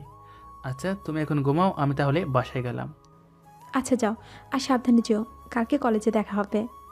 এই বলে রিদিতা আমার কপালে একটা কিস করলো। আমি তো অবাক, কি হলো এটা? আমি একটু লজ্জা পেলাম। তাকিয়ে দিকে রিদিতাও লজ্জায় নিচের দিকে তাকিয়ে আছে। আমি এরপর রিদিতাকে বিদায় দিয়ে বাসায় চলে আসলাম। অন্যদিকে রিদিতা তার মুখ ভালো করে ধুয়ে নিচ্ছে, কারণ সে যে আবুলকে কিস করেছে ইচ্ছে না থাকা সত্ত্বেও। প্রতিশোধ নেওয়ার জন্য একটা ছোট লোকের বাচ্চাকে আমি কিস করলাম। ইস, ঘৃণায় শরীর জ্বলে যাচ্ছে। যাক, অবশেষে আবুলটাকে আমার জালে ফাঁসাতে পেরেছি, এখন শুধু সময়ের অপেক্ষা। আমি বাসায় এসে কিছু খাবার খেয়ে চলে গেলাম গ্যারেজে। সেখানে বড় ভাইকে বললাম, ভাইয়া আমার কিছু দিন ছুটি লাগবে, কালকে থেকে আমার পরীক্ষা। বড় ভাই আমাকে বলল, ঠিক আছে, সমস্যা নেই, ভালো করে পরীক্ষা দিস, আর পরীক্ষার পরে আবারও কাজে চলে আসিস। এই নে তোর আগের মাসের টাকা। আমি টাকা হাতে নিয়ে ভাইয়াকে ধন্যবাদ জানিয়ে রুমে চলে আসলাম। এসে পড়ায় মন দিলাম। অনেক রাত পর্যন্ত পড়ালেখা করলাম। পড়া শেষ করে ঘুমিয়ে পড়লাম। এরপর কখন সকাল হলো বুঝতেই পারলাম না। মোবাইলের অ্যালার্মের ঘুম ভাঙলো। ঘুম থেকে উঠে ফ্রেশ হয়ে সকালের নাস্তা করলাম। এরপর রেডি হয়ে চলে গেলাম কলেজে। আজকে কলেজে যেতে ভালো লাগছে, কারণ এখন আর রিদিতার প্যারা নিতে হবে না। আমি তাকে ভালোবাসার জন্য রাজি হইনি, আসলে কারণ হচ্ছে তার অত্যাচার থেকে বাঁচতে তার কথায় রাজি হয়েছি। কথাগুলো ভাবতে ভাবতে কলেজের সামনে চলে আসলাম। কলেজে আসতে অনিক আর রাকিবকে দেখলাম। কিরে জাহিদ, তুই কালকে আমাদের না বলে কই চলে গিয়েছিলি? এরপর আমি কালকে যা যা হয়েছে সব তাদের খুলে বললাম। আমার কথা শুনে তো দুজনেই আমার দিকে তাকিয়ে আছে। বলল, দোস্ত তোর তো কপাল খুলে গেছে, রিদিতার মতো এমন সুন্দরী মেয়ে পাওয়া ভাগ্যের ব্যাপার। এখন বল ট্রিট কবে দিচ্ছিস? দূর, আমি আছি প্যারার মধ্যে, আর থোড়া বলে স্ট্রিট দিতাম। কিসের প্যারা? রিদিতাকে আমি ঠিকমতো বুঝতে পারছি না, তার মনে কি চলছে আগে আমাকে জানতে হবে। সে কী চায় এরপর বাকিটা বলবো। দূরে তাকিয়ে দেখি রিদিতা আমাদের সামনে হেঁটে আসছে আর এসে আমাকে বলছে, আই তুমি এখানে, আর আমি তোমাকে কোথায় না কোথায় খুঁজে বেড়ালাম। এত খোঁজার কি আছে, আমি তো এখানেই আছি, কি বলবা? বলবো বলেই তো তোমাকে খুঁজছি। কি বলবা বলো। এখানে বলবো না, পরীক্ষার শেষে বাইরে থেকো, তোমাকে নিয়ে এক জায়গাতে যাব, সেখানেই বলবো। এ বলে রিদিতা চলে গেল। আমার হারামি বন্ধুগুলো এখন আমাকে খুব জ্বালাচ্ছে। তা মামা একদিনে এত কিছু কেমনে কি? আরে আমি তো তোদের শুরু থেকে শেষ পর্যন্ত সবই বলেছি, তাহলে এত বাপ নিতেছিস কেন? আচ্ছা রাগ করিস কেন, চল গিয়ে দেখি কার কোনো জায়গায় সিট পড়েছে। আচ্ছা চল। আমরা কলেজের সামনে থেকে ক্লাসে চলে গেলাম। আমি আমার রুল অনুযায়ী আমার সিট করছি। একটু পর পেয়েও গেলাম, কিন্তু আমার সাথে যে সিট খালি ছিল সেখানে তাকিয়ে দেখি একটা মেয়েটা আমার দিকে তাকিয়ে একটা ছোট্ট করে হাসি দিল আর বলল, হাই, আমি নীলা, দাঁড়িয়ে না থেকে নিজের সিটে এসে বসো। আমি মেয়েটির কথা শুনে বাস্তবে ফিরে আসলাম। তাই নিজের সিটে বসে পড়লাম। একটু পর স্যার আসলো আর সবাইকে খাতা আর প্রশ্ন দিল। আমি প্রশ্ন হাতে নিয়ে দেখি মোটামুটি সবই কমন এসেছে, তাই লিখতে শুরু করলাম। আর অন্যদিকে নীলা মেয়েটা তার মতো করে লিখছে। এই মেয়েকে আমি কখনো দেখছি বলে মনে হচ্ছে না। আসলে আমি কলেজে এসে কোনো মেয়ের দিকে তাকাই না, তাই হয়তো চিনতে পারি নাই। কি হয়েছে আপনার? কোনো সমস্যা? কমন পড়েনি বুঝি? আপনি চাইলে আমার কাছ থেকে সাহায্য নিতে পারেন। আমি তো মেয়েটির কথা শুনে অবাক। এই মেয়ে বলে কি? তাকিয়ে থাকলেই বুঝি আমি কিছু পারি না? কথাগুলো মনে মনে বলছি। জি না, আপনাকে ধন্যবাদ আমাকে বলার জন্য। আর আমার আলহামদুলিল্লাহ সবই কমন এসেছে। এই বলে আবার আমি লিখতে শুরু করলাম। আর অন্যদিকে নীলাও তার মতো লিখছে। সবগুলার উত্তর দেওয়া শেষ করে ক্লাসরুম থেকে বের হয়ে আসলাম। আমার সাথে সাথে নীলাও আমার পিছন পিছন আসতে লাগলো। কি ব্যাপার, আপনি আমার পিছন পিছন কোথায় যাচ্ছেন? এই যে আপনার কলমটা ভুলে ফেলে গিয়েছিলেন, সেটা ফেরত দিতে আসলাম। ও সরি, ভুল করে তাড়াতাড়ি করতে গিয়ে রেখে এসেছিলাম। ধন্যবাদ দেওয়ার কি আছে? এর থেকে ভালো হতো যদি ক্যান্টিনে গিয়ে আমার সাথে এক কাপ চা বা কফি খেতেন। আজকে তো আর সময় হবে না, অন্য একদিন সময় করে খাবো। আচ্ছা ঠিক আছে। বলে নীলা চলে গেল আর আমিও চলে গেলাম হৃদিতার সাথে দেখা করতে। কলেজের এক প্রান্তে হৃদিতা বসে ফোনে কার সাথে যেন কথা বলছে। আমি তার সামনে আসাতেই সে ফোনটা কেটে দিল। এই তোমার আসার সময় হলো? আমি সেই কখন থেকে তোমার জন্য অপেক্ষা করছি। পরীক্ষা শেষ হলো আর আসলাম। আর দেরি করার জন্য সরি। সরি বললে তো হবে না, এর জন্য তোমাকে শাস্তি পেতে হবে। তা কি শাস্তি? কান ধরে 1 মিনিট দাঁড়িয়ে থাকো, এটাই হলো তোমার শাস্তি। এইটুকু বলার জন্য কান ধরতে হবে? না ধরলে কথা নেই তোমার সাথে। বুঝেছি, তুমি আমাকে ভালোই বাসো না। যদি ভালোবাসতে তাহলে আমার সব কথা শুনতে তুমি। কথাগুলো বলে হৃদিতা কান্না করা শুরু করে দিল। এখন উপায় না পেয়ে কান ধরে দাঁড়িয়ে আছি। এদিকে রিদিতা মনে মনে হাসছে আর বলছে, এভাবেই তোকে অল্প অল্প করে শাস্তি দিব। আমাকে চড় মারার শাস্তি তোকে তিলে তিলে বুঝিয়ে দিব। 1 মিনিট কান ধরে দাঁড়িয়ে থাকার পর হাত ছেড়ে দিলাম। ভাগ্যিস কেউ ছিল না এই সময়। এদিকে তা না হলে আমার অবস্থা কি হতো? এখন তো তুমি খুশি? খুব খুশি। আমার জানুটা আমাকে সত্যিই অনেক ভালোবাসে। তাহলে এখন আমি চলে যাই? কই যাবে? তোমাকে না বলেছি আজকে ঘুরতে যাব? এখন চলো আমার সাথে। হৃদিতার সাথে যেতে লাগলাম। হৃদিতা তার গাড়ির সামনে এসে আমাকে বলল গাড়িতে গিয়ে উঠতে। আমি বললাম আমার সমস্যা হবে না। ওই আগের কথা বাদ, এখন তুমি আমার কলিজা, তাই তুমি গাড়িতে না উঠলে কে উঠবে শুনি? আর কোনো কথা না বলে উঠে পড়ো। আমি আর কোনো কথা না বলে গাড়িতে গিয়ে বসলাম। হৃদিতা আমার পাশে বসলো আর আমার হাতে হাত রাখলো। কই যাবে? সামনে একটা পার্ক আছে, আমরা সেখানেই যাব। এরপর গাড়ি পার্কের সামনে থামলো। আমরা গাড়ি থেকে নেমে পার্কের ভিতরে গেলাম। অনেকক্ষণ ধরে হাঁটছি আর টুকটাক কথা বলছি। হৃদিতা আমায় বলল, আই যাও তো বাদাম নিয়ে আসো। আমি গিয়ে 20 টাকার বাদাম নিয়ে হৃদিতার কাছে আসলাম। এরপর হৃদিতা বসে পড়লো আর আমাকেও বসতে বললো। আমিও বসে পড়লাম। হৃদিতা আমাকে বলল বাদামের খোসাগুলো ছুলে দিতে। আমি একটা একটা করে সবগুলোর খোসা বের করে হৃদিতার সামনে রাখলাম। হৃদিতা আমাকে তার কোলে মাথা রাখতে বলল। আমিও তার কোলে মাথা রাখলাম। সে একটা বাদাম নিজে খাচ্ছে আর একটা আমাকে খাইয়ে দিচ্ছে। আমি যত দেখছি হৃদিতাকে তত অবাক হচ্ছি। আসলে কি হৃদিতা আমার সত্যিকারে ওরতে ভালোবাসে? আর অন্যদিকে রিদিতা ভাবছে, ইচ্ছে করছে আবুলটাকে পানিতে ফেলে দেই, আর না হয় গলা টিপে মেরে ফেলি। ইস, বাসায় গিয়ে পাক্কা 2 ঘন্টা গোসল করতে হবে। এরপর তারা দুজন তাদের দুজনের চিন্তা থেকে বের হয়ে একে অন্যজনের দিকে কিছুক্ষণ তাকিয়ে রইল। কি ভাবছো? তেমন কিছু না, ভাবছি তুমি বাইরে থেকে যেমনই হও না কেন ভিতর থেকে তুমি অনেক ভালো। রিদিতা মনে মনে ভাবছে, আমি ভালো না খারাপ সেটা সময় হলে দেখতে পারবি। তাই বুঝি? এখন চলো, অনেক সময় হয়েছে, এবার বাসায় যাওয়া যাক। চলো। এরপর সেখান থেকে যে যার মতো বাসায় চলে আসলাম। এভাবে বেশ অনেকটা দিন কেটে গেল। পরীক্ষা সবগুলো শেষ। ভালোভাবেই পরীক্ষা দিয়েছি, আশা করি একটা ভালো মার্ক পাবো। অন্যদিকে হৃদিতার সাথেও অনেক ঘুরলাম, একসাথে খাওয়া দাওয়া করলাম, কিন্তু তার প্রতি আমার কোনো ফিলিংস কাজ করছে না। এর মধ্যে অনেকবার হাত ধরে তার কোলে মাথা রাখা, এমনকি পরীক্ষা শেষের দিন হৃদিতা আমায় কিস করছিল। এরপর তার প্রতি আমার কোনো ফিলিংস কাজ করছে না। এরপরও কথাগুলো মনে মনে ভাবছি। নীলা আমার সামনে এসে হাজির হলো। কি ব্যাপার মিস্টার, কি ভাবছেন এত? আমি চুপ করে অতল সমুদ্রে ভেবেই যাচ্ছি, তা থেকে নীলা আমায় হাত দিয়ে ধাক্কা দিল। এবার আমার হুঁশ ফিরে আসলো। আমি হুড়মুড়িয়ে তাকিয়ে দেখি নীলা আমার সামনে। কি ব্যাপার, আপনি এখানে কখন আসলেন? সেই কখন থেকে আপনাকে ডেকেই যাচ্ছি, আপনার তো কোনো পাত্তাই নেই। তাই তো কি ভাবছেন মিস্টার? এমনি কিছু না। তা আপনার কি খবর? আমার খবর নিয়ে আর কি করবেন? আমাকে তো আপনি... কথাটা বলেই নীলা চুপ করে গেল। কি হলো, চুপ করে গেলেন যে? না, তেমন কিছু না। আচ্ছা চলেন, ক্যান্টিনে গিয়ে এক কাপ কফি খেয়ে আসি, যদি আপনার সময় হতো তো। আমার আজকে কোনো কাজ নেই এখন, তাই আপনার সাথে এক কাপ কফি খাওয়া যায়। এরপর আমরা চলে গেলাম ক্যান্টিনে। নীলা আমার আর তার জন্য 2টা কফি অর্ডার করলো, আর একটু পর কফিও চলে আসলো।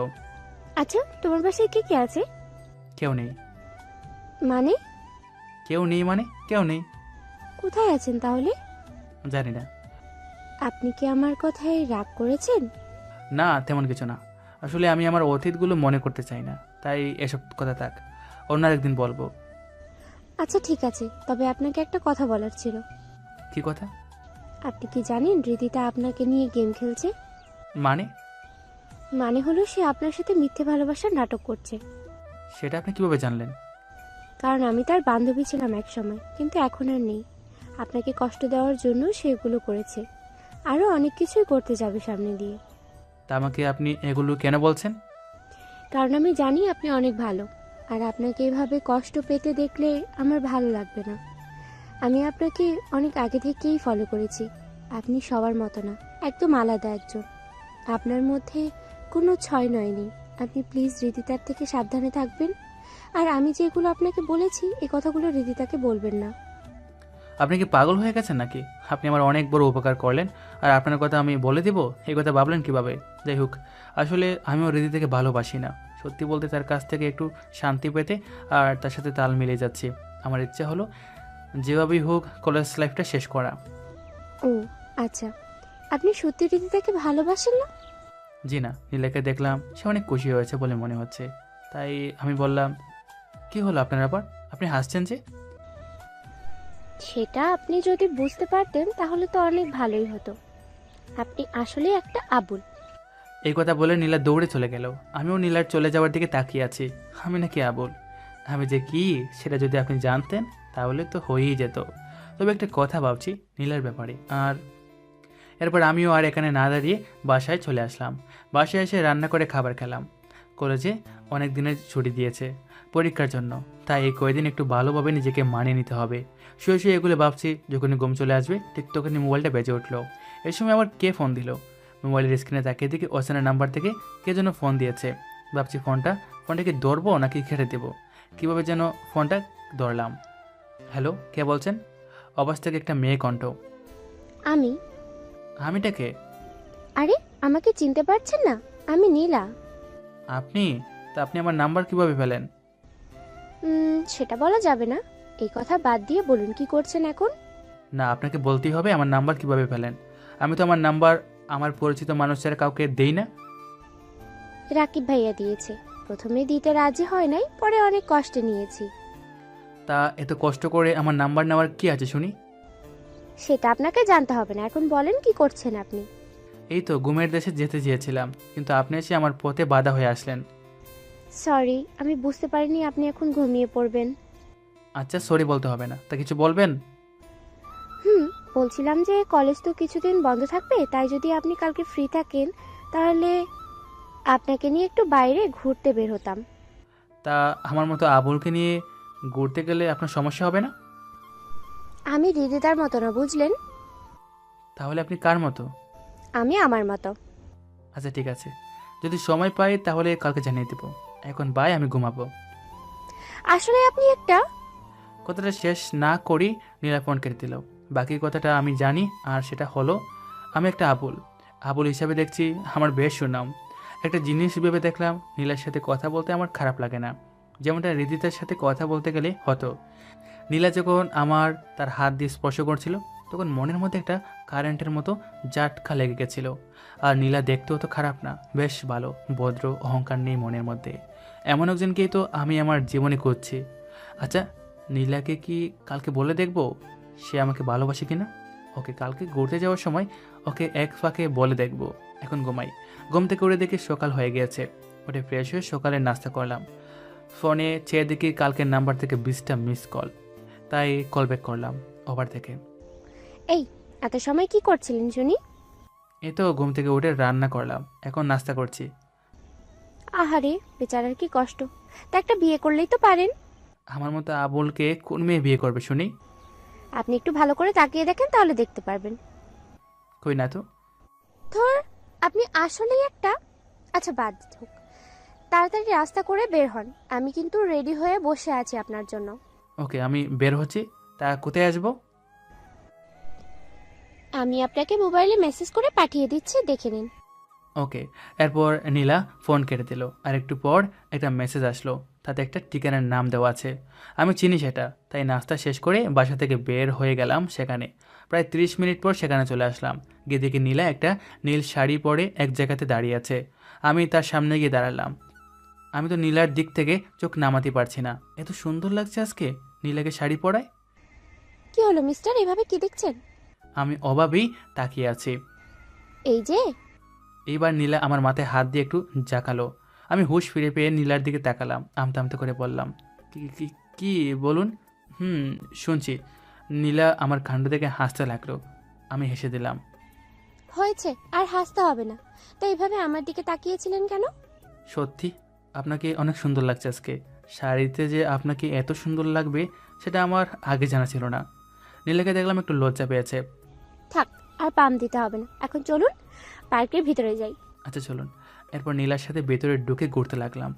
এক জায়গাতে এসে নীলা বলল, এই চলুন তো, ফুচকার দোকানে দেখতে পাচ্ছি, আসেন ফুচকা খাবো। আমি তো ফুচকা খাই না। আমি বলেছি তো আপনাকে খেতে হবে। এরপর আমি আর কিছু বললাম না। দোকানদারকে বললাম, মামা 2 প্লেট ফুচকা বানিয়ে দিতে। এরপর মামা 2 প্লেট ফুচকা দিল। নীলা ফুচকার প্লেট হাতে পেয়ে খেতে শুরু করেছে। মেয়েরা যে এত ফুচকা কিভাবে খেতে পারে সেটা আমার জানা নেই। নীলা আমার দিকে তাকিয়ে বলল, কি হলো, আপনি খাচ্ছেন না কেন? এমনি ভালো লাগছে না। এরপর নীলা আমাকে বলল হা করতে। আমি হা করতে নীলা আমার মুখে একটা ফুচকা দিয়ে বলল, এখন খান। আমি ফুচকাটা খেয়ে আবার নীলার দিকে তাকিয়ে আছি। তাই দেখে নীলা হয়তো বুঝে গিয়েছে যে আমাকে খাইয়ে দিতে হবে। তাই নীলা খাওয়া বন্ধ করে আমাকে একটার পর একটা ফুচকা খাইয়ে দিতে লাগলো। জীবনে কখনো ফুচকা খাইনি, কিন্তু এখন মনে হচ্ছে দুনিয়ার সব ফুচকা আমাকে আজকে খাইয়ে দিলেও হয়তো আমার পেট ভরবে না। পেটে ফুচকা সব শেষ। নীলা আমাকে বলছে, কি মিস্টার, আপনি না ফুচকা খান না, তাহলে এগুলো সব কে খেলো? আমি আর কিছু বলতে পারলাম না, চুপ করে আছি। কি বলবো, আমি সত্যি তো কখনো ফুচকা খাইনি, আর আজকে 1 প্লেট খেয়ে ফেললাম। নীলা আবার বলল, আচ্ছা চলেন এখন ওই দিকটায় যাওয়া যাক। আমিও হ্যাঁ সূচক জবাব দিলাম। এরপর দুজনে হাঁটছি পাশাপাশি হয়ে। একটু পর আমি নীলাকে বললাম, আচ্ছা নীলা, একটা কথা বলবো?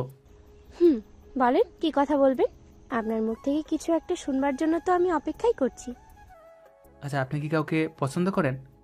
হঠাৎ এমন প্রশ্ন করলেন যে? না, এমনি মনে হলো তাই বললাম। ও আচ্ছা, আসলে আমি একজনকে অনেক ভালোবাসি। সেই কলেজে প্রথম দিন যখন তাকে দেখেছিলাম, ঠিক তখন থেকে। সে সবার থেকে একদম আলাদা, গরিব ঘরের ছেলে হলেও তাকে আমি অনেক ভালোবাসি। আমার বুঝতে বাকি রইল না যে নীলা কার কথা বলছে। তারপরও তাকে বললাম, সেই ছেলেটার নাম বলা যাবে কি? এত সহজ করে বললাম, এরপরেও আপনাকে তার নাম বলে দিতে হবে? আপনি সত্যি একটা আবুল।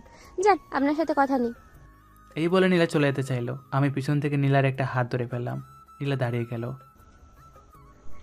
কি হয়েছে আপনার? আপনি আমাকে ধরলেন যে?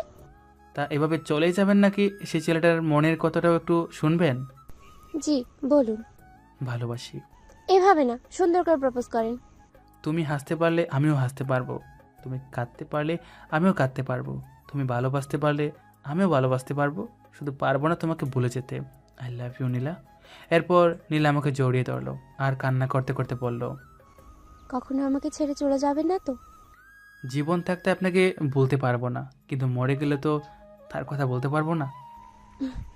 অনেক হয়েছে আপনি করে বলো, এখন থেকে তুমি করে বলো। আচ্ছা ঠিক আছে। এরপর নীলা যা করলো তাতে আমি বাকরুদ্ধ, কারণ নীলা আমাকে কিস করেছে। প্রায় 5 মিনিট পর আমাকে ছেড়েছে। এভাবে কেউ কিস করে?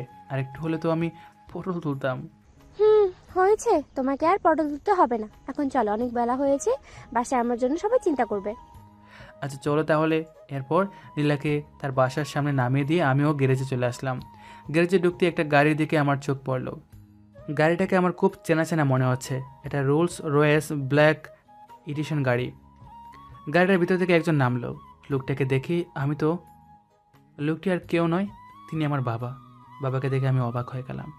বাবা এখানে কিভাবে আসলো? আমার খবর কিভাবে পেল? কথাগুলো মনের মধ্যে ঘুরপাক খাচ্ছে। একটু পর বাবা আমার সামনে আসলো।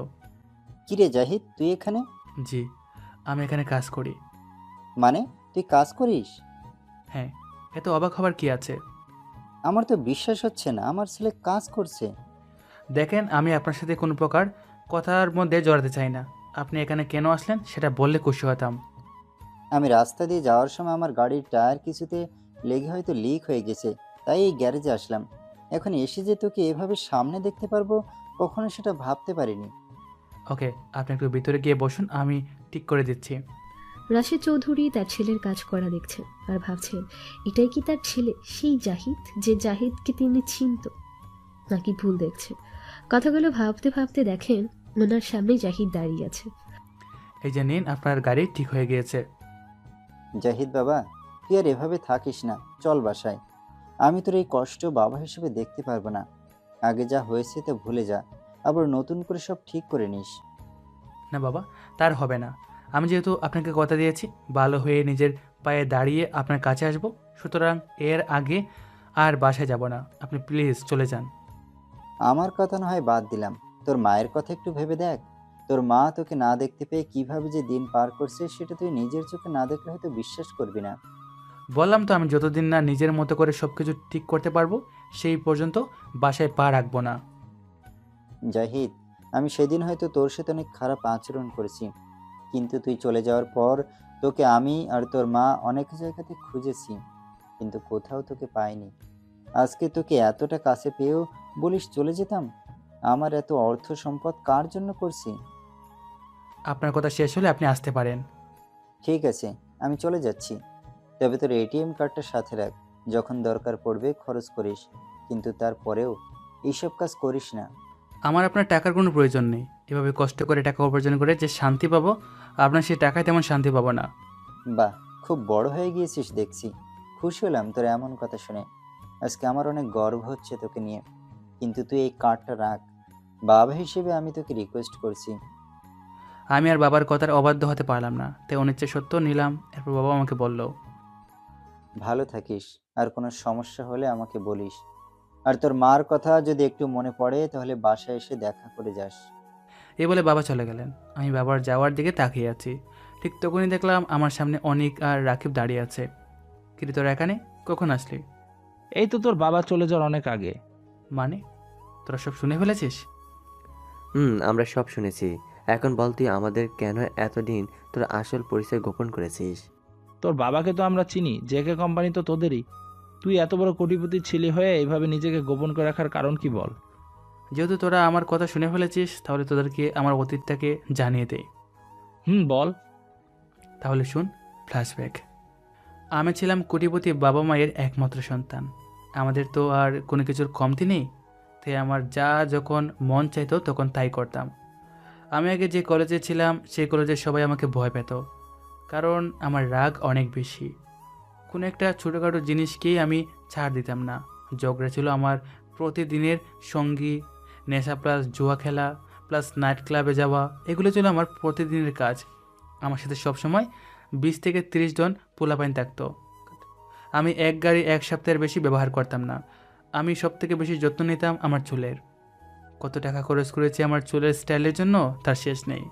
জিম করে নিজেকে সবার থেকে আলাদা করার জন্য সবসময় প্রাধান্য দিতাম। আর নিজের পছন্দের নামি দামি সব ব্র্যান্ডের জামা কাপড় আর জুতার তো কোনো কমতি ছিল না। প্রতিদিন আমার এসব কর্মকাণ্ড বাবার কানে যেত, কিন্তু বাবা কাজে ব্যস্ত থাকায় আমাকে তেমন একটা বলার সময় পেত না।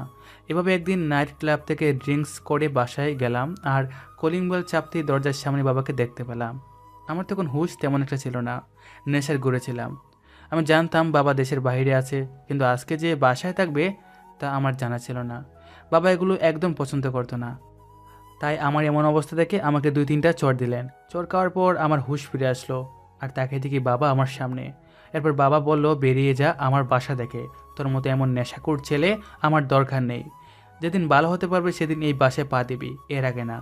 আমিও বাবাকে বলেছিলাম, ঠিক আছে, যেদিন নিজের পায়ে দাঁড়াতে পারবো আর ভালো হতে পারবো সেদিনই আমি বাড়িতে ফিরে আসব, এর আগে না। এরপর কথাগুলো বলি আমি সেখান থেকে রাগ করে চলে এসেছিলাম। অনেক বন্ধুর সাথে দেখা করলাম, সবাই আমাকে কোনো সাহায্য করলো না। তখন বুঝতে পারলাম আসলে তারা সবাই আমাকে না আমার টাকার জন্য আমার সাথে সময় দিয়েছিল। তাই আমি আমার সব ভুল বুঝতে পারি। এরপর ঠিক করলাম নিজেই নিজের কেরিয়ার করব। তাই এখানে চলে আসলাম আর একটা বাসা ভাড়া নিয়ে চলতে শুরু করলাম। কিন্তু আগের মতো করে না, অনেকটা ক্ষেত ছেলে হিসাবে নিজের সব সময় সবার কাছে পরিচয় দিতাম। এরপর তো বাকিটা তোদের জানাই আছে। এতক্ষণ ধরে অনিক আর রাকিব আমার সব কথাগুলো মন দিয়ে শুনছিল। এরপর রাকিব বলে উঠল, সবই বুঝলাম, কিন্তু একটা কথা বুঝলাম না। কোন কথা বুঝলি না? তোর বাবা তো তোকে নিয়ে যেতে চেয়েছিল, তুই গেলি না কেন? আমার এখনও যাওয়ার সময় হয়নি, যেদিন যাওয়ার সময় হবে সেদিন যাব। আরে বেটা, রাগ করে না থেকে একবার বাসায় গিয়ে ঘুরে আয়, দেখবি অনেক ভালো লাগবে। আমার কাছে তোর বাবার নাম্বার আছে, আমি ফোন দেব। না, তোকে আমি ফোন করতে বলেছি নাকি? প্লিজ তোরা আমাকে জোর করিস না। এখন আমি বাসায় গেলে হয়তো আমার এই ভালো জীবনটাকে হারিয়ে ফেলতে পারি, কারণ টাকা মানুষকে ভালো থেকে খারাপ বানাতে 1 সেকেন্ডও দেরি করে না। আমি এখন যেমন আছি তেমনই ভালো আছি। আগে কলেজ লাইফটা শেষ করি, এরপর বাবা যাবে। আচ্ছা ঠিক আছে, আমরা তাহলে এখন চলে যাচ্ছি, কালকে তো কলেজ খুলবে, তাহলে সেখানে দেখা হবে। আচ্ছা যা তাহলে। অনিক আর রাকিবকে বিদায় দিয়ে আমিও বাসায় চলে আসলাম। মনটা খারাপ হয়ে গেছে আম্মুর জন্য। আমি জানি আম্মু আমার জন্য অনেক কষ্ট পাচ্ছে। আর তো কিছুদিন, কলেজ লাইফ শেষ হলেই বাসায় যাব। কথাগুলো ভাবতে ভাবতে কখন যে ঘুমিয়ে পড়লাম বুঝতেই পারলাম না। ঘুম ভাঙলো সকালে, ওর দিকে 7টা বাজে। ফ্রেশ হয়ে নাস্তা করলাম, এরপর রেডি হয়ে কলেজে চলে গেলাম।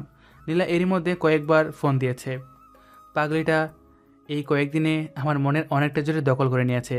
সবসময় শুধু তাকে নিয়েই ভাবতে ইচ্ছা হয়। পাগলিটাকে ফোন দিয়ে জানিয়ে দিয়েছি আমি কলেজের সামনে চলে এসেছি। কলেজের আশেপাশে হৃদিতাকে দেখতে পাচ্ছি না।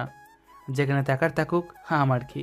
আমি জানি সে হয়তো আবারও কোনো প্ল্যান করছে আমাকে শাস্তি দেওয়ার জন্য, কিন্তু এখন আর তার মায়ার জালে আমাকে জড়াতে পারবে না। কথাগুলো ভাবতে ভাবতে নীলার সাথে দেখা হয়ে গেল। এই তোমার আসার সময় হলো? সরি, নাস্তা করে আসতে একটু দেরি হয়ে গিয়েছে। তা আমাকে বউ করে নিয়ে গেলেই তো পারো, তাহলে আর তোমার এত কষ্ট করা লাগবে না। কলেজ থেকে ফাঁস করে বের হয়ে এরপর তোমাকে বিয়ে করে আমার বউ হিসেবে রেখে দেব যত্ন সহকারে। হয়েছে, আর আলু মারতে হবে না, এখন চলো ক্লাসে, আজকে পরীক্ষার রেজাল্ট দিবে। আচ্ছা চলো। এই বলে আমরা ক্লাসের উদ্দেশ্যে রওনা দিলাম। ক্লাসে আমি চলে গেলাম অনিকা রাকিবের কাছে। এরপর তাদের সাথে একটু আড্ডা দিলাম। কিছুক্ষণ পর স্যার ক্লাসে প্রবেশ করলো আর বলল, প্রতিবার কলেজে সব সময় পরীক্ষায় হৃদিতাই প্রথম স্থানে থাকতো, কিন্তু এইবার প্রথম স্থান অন্যজন দখল করেছে। আমরা সবাই স্যারের কথা শুনে অবাক হলাম। সবাই ভাবতে লাগলাম কি হতে পারে। একটু পর স্যার বলল, এবার প্রথম স্থানে আছে জাহিদ। স্যারের কথা শুনে আমি তো রীতিমতো অবাক। শুধু কি আমি অবাক নাকি ক্লাসের সবাই অবাক? সবথেকে বেশি অবাক হয়েছে হৃদিতা, কারণ সে ভাবতেও পারেনি হয়তো তার অবস্থান আমি এভাবে করে নিব। হৃদিতার দিকে তাকাতেই তার মুখটা দেখার মতো ছিল। স্যার আমাকে অভিনন্দন জানিয়ে বলল, আমি জানতাম তুমি ভালো কিছু একটা করবে, আর সেটাই হলো, এভাবে এগিয়ে যাও। এরপর সবাই ক্লাসে হাত তালি দিল।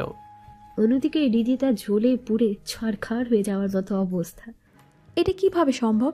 শেষ পর্যন্ত আবুল আমার থেকে উপরে চলে গেল। না, এটা কখনোই মেনে নেওয়া যাবে না। তাকে একটা উচিত শিক্ষা দিতেই হবে। হৃদিতাকে দেখলাম আমার সামনে এগিয়ে আসছে। কংগ্রেস জাহিদ, প্রথম স্থানে আসার জন্য। তোমাকেও ধন্যবাদ। তা এই উপলক্ষে আজকে রাতে একটা পার্টির আয়োজন করব, তুমি সেখানে আসবে। ঠিক আছে, আমি সময় মতো চলে আসব। রিদিতা মনে মনে ভাবছে, তুই শুধু একবার আয়, এরপর বাকিটা আমি দেখে নেব।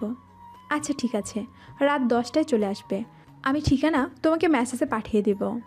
এরপর হৃদিতা চলে গেল। অন্যরাও আমাকে অভিনন্দন জানালো। নীলাকে দেখলাম আমাকে একটা ফ্লাইং কিস করতে। আমিও সেটা সবার আড়ালে হাতে নিয়ে পকেটে রেখে দিলাম। এটা দেখে নীলা হেসে দিল। এভাবে ক্লাস শেষ করে কলেজ থেকে একে একে অনিক, রাকিব আর নীলার সাথে কথা বলে সবাইকে বিদায় দিয়ে বাসায় চলে আসলাম। অন্যদিকে রিদিতা তার বন্ধুদের সাথে প্ল্যান করছে কিভাবে জাহিদকে শাস্তি দেওয়া যায়। রিদিতা তার বন্ধুদের সব বুঝিয়ে দিচ্ছে। আর এদিকে আমি রাত 9টায় হৃদিতার দেওয়া ঠিকানায় চলে আসলাম। হৃদিতার ঠিকানা মতো গিয়ে দেখি একটা ক্লাব। ভিতরে হৃদিতা আর তার বন্ধুরা কথা বলছে। আমি তাদের সামনে যাওয়ার পর হৃদিতা বলল, তুমি চলে এসো। আচ্ছা চলো আমরা একটু ডান্স করি। আমি এগুলো পছন্দ করি না। আজকের এই দিনে তোমার পছন্দ বাদ দাও, আর আমার সাথে সাথে এসো। আমি হৃদিতার পেছনে পেছনে যেতে লাগলাম। একটু আসতে হৃদিতাকে একটা ছেলে স্পর্শ করলো। হৃদিতা আমার কাছে এসে বলল, তোমার সামনে আমাকে এই ছেলে স্পর্শ করলো আর তুমি চুপ করে আছো? হৃদিতার কথা শুনে আমি ছেলেটাকে বললাম, কি ভাইয়া, এভাবে মেয়েদের গায়ে স্পর্শ করেন কেন? আমি এই কথা বলার সাথে সাথে ছেলেটা আমাকে ধাক্কা দিল আর বলল, তোর সমস্যা কি? এরপর আমাকে একটা ঘুষি দিল। আমি নিচে পড়ে গেলাম। ওর দিকে আরও 5 থেকে 6 জন ছেলে সাথে দাঁড়িয়ে আছে, তাদের হাতে লাঠি, হকি স্টিক। হৃদিতা আমার সামনে এসে বলল, কি হয়েছে তোমার? তুমি ব্যথা পাওনি তো? আমার আর বুঝতে বাকি রইল না যে এসব হৃদিতার সাজানো নাটক।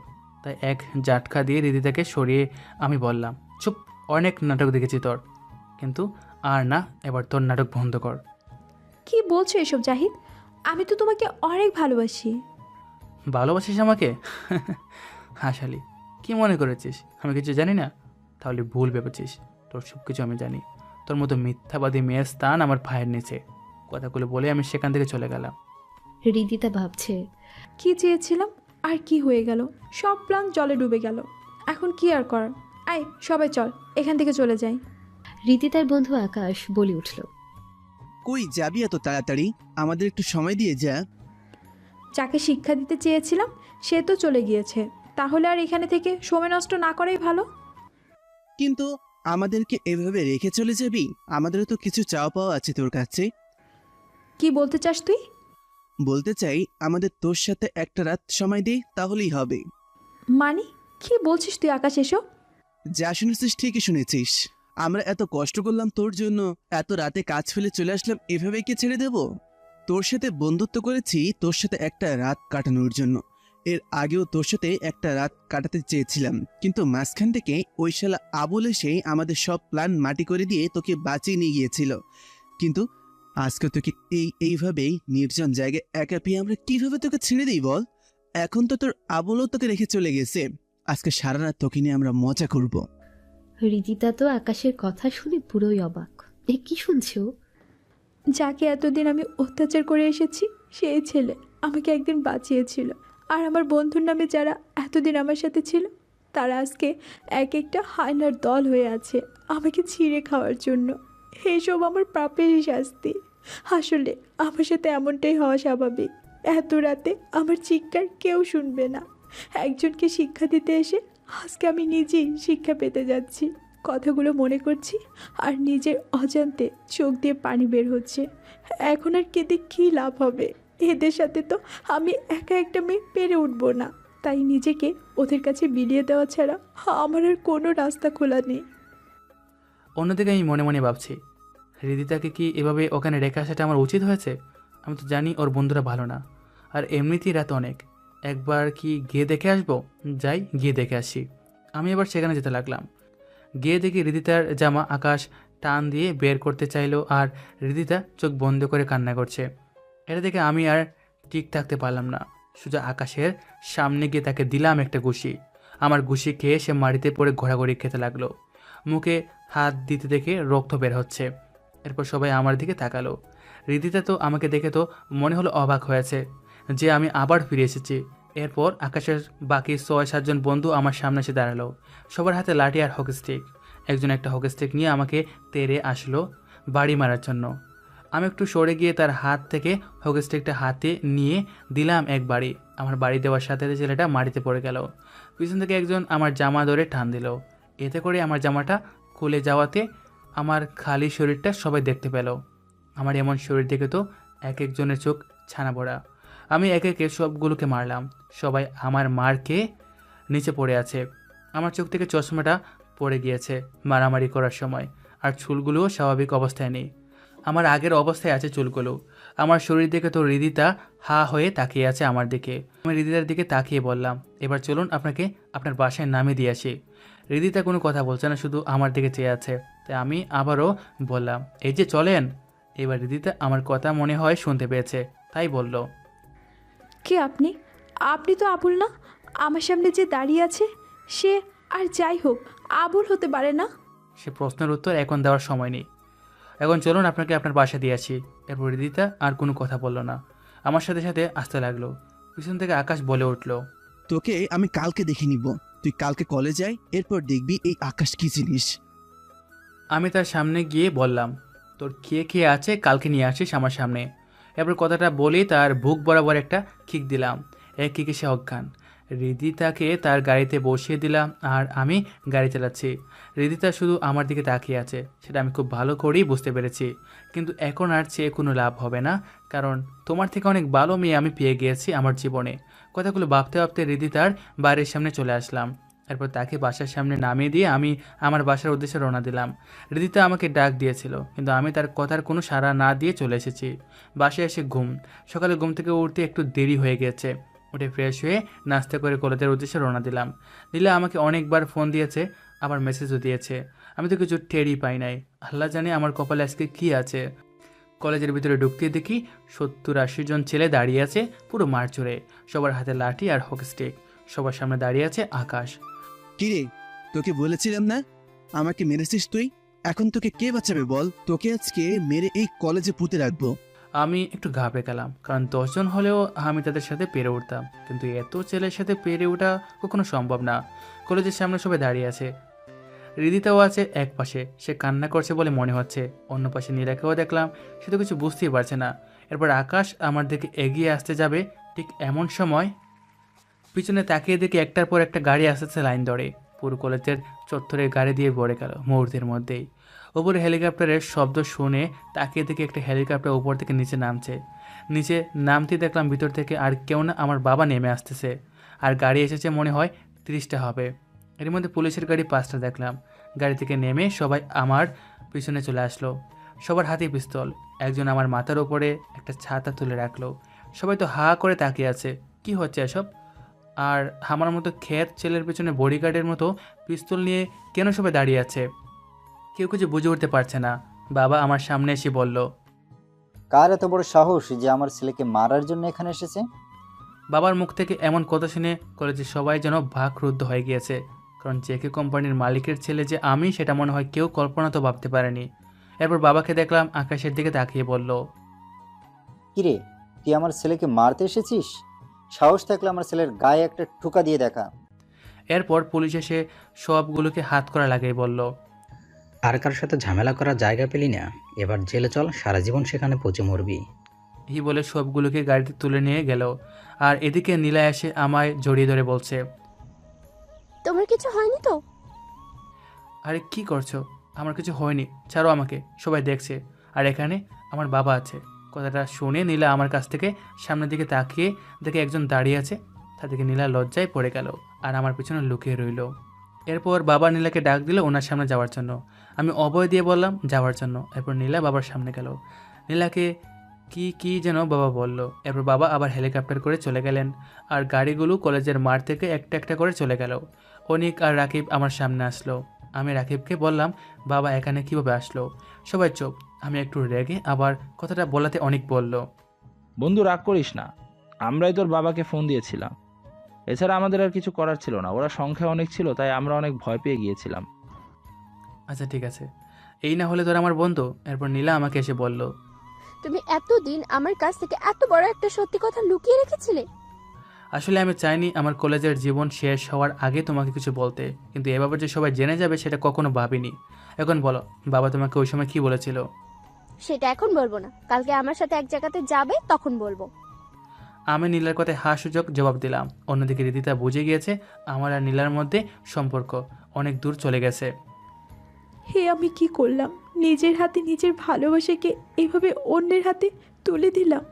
এখন তো আমি জাহিদের কাছে মিথ্যেবাদী মেয়ে ছাড়া আর কিচ্ছুই না। আর সামনে যাওয়ার মতো অবস্থাও নেই আমার। কথাগুলো মনে মনে ভাবছে আর অঝরে কান্না করছে। এখন আর কান্না করে কি হবে? এখন এই কান্নার কোনো দাম নেই। আসলে সময় থাকতে সময়ের মূল্য দিতে না পারলে পরিশেষে এমনটাই ঘটে। হৃদিতা আর এগুলো দেখতে পারছে না, তাই সে ওখান থেকে চলে গেল। এদিকে আমি আর নীলা একজন আরেকজনের সাথে আরও কিছু কথা বলে যে যার মতো বাসায় চলে আসলাম। আজকে আর ক্লাস করলাম না। আজকে যা করেছে এরপর ক্লাস করতে কারই বা ভালো লাগে। বাসায় এসে দিলাম একটা ঘুম বাংলো মোবাইলের শব্দে। তাকে দেখে নীলা কল দিয়েছে। হ্যালো। কি মিস্টার, ঘুম এখনো শেষ হয়নি? দিলে তো আমার কাছে ঘুমটা শেষ করে। একদম ভালো করেছি। এখন বেশি কথা না বলে শোনো আমি কি বলছি। কালকে সকাল 8টায় রেডি হয়ে আমার বাসার সামনে আসবে। কিন্তু কেন? তোমাকে যা বলেছি তাই করো। এত কথা কেন বলছো তুমি? আচ্ছা ঠিক আছে, এখন তাহলে রাখছি, আমার অনেক ঘুম পেয়েছে। ঠিক আছে, তাহলে ঘুমাও, বাই। আমিও পাই। বলি, আবার ঘুমিয়ে পড়লাম। এরপর সকালবেলা ঘুম থেকে উঠে ফ্রেশ হয়ে নাস্তা করে বের হলাম নীলাদের বাসার উদ্দেশ্যে। নীলাদের বাসায় এসে নীলাকে একটা কল দিলাম। একটু পর নীলা একটা নীল শাড়ি পরে আমার সামনে আসতে লাগলো। পার্কে দেখা করার দিনের মতো আজকেও নীলাকে নীল শাড়িতে অনেক সুন্দর লাগছে। নীলা বলল, এখন চলো, আমরা যাবোটা কোথায়? আমি যেখানে যেতে বলবো সেখানেই যাবে। এরপর নীলা তাদের গাড়িতে ঢুকলো আর আমাকেও ভিতরে আসতে বলল। আমি আর কিছু না বলে গাড়ির ভিতরে গিয়ে নীলার সাথে বসে পড়লাম। নীলা মনে হয় গাড়ির ড্রাইভারকে আগেই কোথায় যেতে হবে সেটা বলে দিয়েছিল, তাই ড্রাইভার কিছু না বলে গাড়ি চালাতে লাগলো। আমি একটু পর নীলার দিকে তাকাচ্ছি, তাই দেখে নীলা বলল, এই কি হয়েছে তোমার, এভাবে তাকিয়ে কি দেখছো? তোমাকে দেখছি, আজকে তোমাকে অনেক সুন্দর লাগছে। আমার কথা শুনে নীলা আমার বুকে লজ্জায় লুকিয়ে পড়লো। আমিও আর কিছু না বলে পাগলিটাকে জড়িয়ে ধরলাম। এই পাগলিটাকে যে আমি অনেক ভালোবাসি। নীলাকে ছাড়া আমি আর কিছু ভাবতেই পারি না। ভালোবাসাগুলো হয়তো এমনই, প্রিয় মানুষকে মন থেকে ভালোবাসলে তাকে ছাড়া আর অন্য কিছু মাথায় ঢোকে না। কথাগুলো ভাবতে ভাবতে হঠাৎ বাইরে চোখ যেতেই দেখলাম আমার খুব পরিচিত একটা জায়গাতে গাড়িটা যাচ্ছে। এই সেই জায়গা যার বাঁধন থেকে একসময় আমি সব কিছু ছেড়ে চলে গিয়েছিলাম। কিন্তু এখানে কেন নীলা আমাকে নিয়ে আসলো? আর একটু যেতেই আমাদের বিশাল বাড়ির গেটের সামনে আসলো। এটা দেখে আমি নীলাকে বললাম, নীলা, আমরা এখন কোথায় এসেছি? এমনি এসেছি। না, আমি সেখানে যাব না, চলো আমরা ফিরে যাই। প্লিজ জাহিদ, এমন পাগলামি করো না। আমি আঙ্কেলকে কথা দিয়েছি তোমাকে আমি তোমাদের বাসায় নিয়ে আসব। আর আমি যদি তোমাকে তাদের সামনে নিয়ে যেতে পারি তাহলে তারা আমাকে বউ হিসেবে মেনে নেবেন। বাহ নীলাবা, তুমি বউ হওয়ার লোভের জন্য আমাকে বাসায় নিয়ে যাচ্ছ? জাহিদ, তুমি আমাকে ভুল বুঝছো। আমি চাই তুমি আবার তোমার পরিবারের কাছে ফিরে যাও। আগে যা হয়েছে সেগুলো ভুলে যাও। তুমি আমাকে ভালোবাসো নাকি আমার বাবার অর্থ সম্পদকে ভালোবাসো, কোনটা? আমি তোমাকে ভালোবাসি, আর এই জন্যই আমি তোমাকে তোমার পরিবারের কাছে নিয়ে যাচ্ছি। প্লিজ জাহিদ, আমাকে তাদের সামনে ছোট করো না। আমি অনেক আশা করে আঙ্কেলকে কথা দিয়েছি যে তোমাকে আমি তোমার বাসায় নিয়ে যাব। এই বলে নীলা কান্না করতে শুরু করলো। নীলার কান্না আমি আবার সইতে পারি না, তাই আমি বললাম, আচ্ছা ঠিক আছে, শুধু বাড়ির ভিতরে গিয়ে আবার চলে আসবো। শুধুমাত্র তোমার কথা রাখার জন্য যাচ্ছি। এরপর সেখানে গিয়ে এক মুহূর্তে দেরি করব না। এবার নীলা আমার কথা শুনে চোখের পানি মুছে আমার হাত ধরে গাড়ি থেকে নেমে গেটের ভিতরে ঢুকতে লাগলো। গেটের ভিতরে ঢুকতে গিয়ে আরেক বিপত্তি, গেটের দারোয়ান আমাদের ভিতরে যেতে দিবে না, কারণ আমরা অপরিচিত। আপনারা কারা আর ভিতরে কেন ঢুকতে যাচ্ছেন? বিনা অনুমতিতে ভিতরে যাওয়া যাবে না। আপনি কার সামনে দাঁড়িয়ে কথা বলছেন জানেন? আপনার এমন কথার জন্যই তো আপনার চাকরি চলে যাবে। নীলা আমাকে দেখিয়ে দারোয়ানকে বলল, একে আপনি চেনেন? দারোয়ান না সূচক জবাব দিয়ে বলল, কই না তো, আমি ওনাকে চিনি না। উনি হচ্ছেন জাহিদ চৌধুরী, আপনাদের মালিকের ছেলে। আমিও দারোয়ানকে চিনি না, মনে হয় নতুন এসেছে, তাই হয়তো আমাকে চেনে না। দারোয়ান নীলার কথা শুনে ভয় পেয়ে গিয়েছে মনে হলো। এক দৌড় দিয়ে গেট খুলে দিয়ে আমার পায়ে পড়ে আমাকে বলতে লাগলো, ছোট সাহেব, আমাকে ক্ষমা করে দিন, আমি আসলে আপনাকে চিনতে পারিনি। আমাকে চাকরি থেকে দয়া করে বের করে দিবেন না। আরে কি করছেন, উঠুন বলছি। আপনি আপনার জায়গা থেকে ঠিক কাজ করেছেন। আপনি একজন সৎ আদর্শবান হিসাবে নিজের কাজকে সম্মান দিয়েছেন। আমি আপনার এমন কাজকে দেখে অনেক খুশি হয়েছি। এরপর সেখান থেকে সামনের দিকে হাঁটতে লাগলাম। সে চিরচেনা জায়গা। গেট থেকে বাড়ির দরজায় হেঁটে আসতে লাগে 2 মিনিট। নীলা তো এত বড় প্রাসাদের মতো বাইরে থেকে অবাক হয়ে দিক ওদিক তাকাচ্ছে। এরপর আমরা দরজার সামনে এসে দাঁড়ালাম। দরজায় কলিং বেল চাপতেই ভিতর থেকে আম্মু দরজা খুলে দিল। এরপর আমাকে দেখে আমাকে জড়িয়ে ধরে হাউমাউ করে কান্না করতে লাগলো। বাবাকে দেখলাম, মনে হয় অফিসের কাজের জন্য বের হবেন, কিন্তু আমাকে দেখে বাবাও আমার কাছে ছুটে আসলেন। আমি আম্মুকে আমার কাছ থেকে সরিয়ে নীলাকে বললাম, এবার চলো, তোমার কথা মতো আমি বাসায় এসেছি, এখন আর এক মুহূর্ত নয়। আম্মু আর বাবা তো আমার কথা শুনে অবাক হয়ে গেছেন। তারা মনে করেছেন আমি সব ভুলে গিয়ে আবার বাসায় চলে এসেছি, কিন্তু তারা তো ভুল ভেবেছেন। জাহিদ, কি বলছো এগুলো? ওনারা তোমার বাবা মা, কিভাবে পারবে তুমি ওনাদেরকে ছেড়ে চলে যেতে? দেখো নীলা, তোমার কথাই আমি এখানে এসেছি, কিন্তু আমার এই বাসায় থাকতে একদম ইচ্ছা করছে না, তাই তুমি চলো আমার সাথে। না, আমি যাব না। তুমি প্লিজ তোমার মা বাবাকে আর কষ্ট দিও না। ওনারা তোমাকে ছেড়ে অনেক কষ্টে আছে। এখন যদি তুমি চলে যাও তাহলে তোমার মা আবারও অসুস্থ হয়ে পড়বেন। নীলা, তুমি আমার সাথে যাবে কি না? যদি তুমি আমাকে সত্যি ভালোবেসে থাকো তাহলে তুমি তোমার বাবা মার কাছে যাও আর তাদের সাথে কথা বলো। আর যদি চলে যাও তাহলে মনে করবো তুমি আমাকে কখনো ভালোই বাসোনি। আমি নীলার কথা শুনে কিছু না বলে পিছনে ফিরে বাইরে চলে আসতে লাগলাম, কিন্তু নীলার কান্নার শব্দ আমার কানে আসতে লাগলো। আমি তো নীলার কান্না একদম সইতে পারি না, আর নীলাকে ছাড়া আমি তো একা চলতেও পারবো না। পাগলিটা আমাকে এরকম একটা পরিস্থিতিতে ফেলে দিবে ভাবতেও পারিনি। আম্মুর তো কোনো দোষ নেই। এখন আমার কি করা দরকার? আম্মুর কাছে যাব?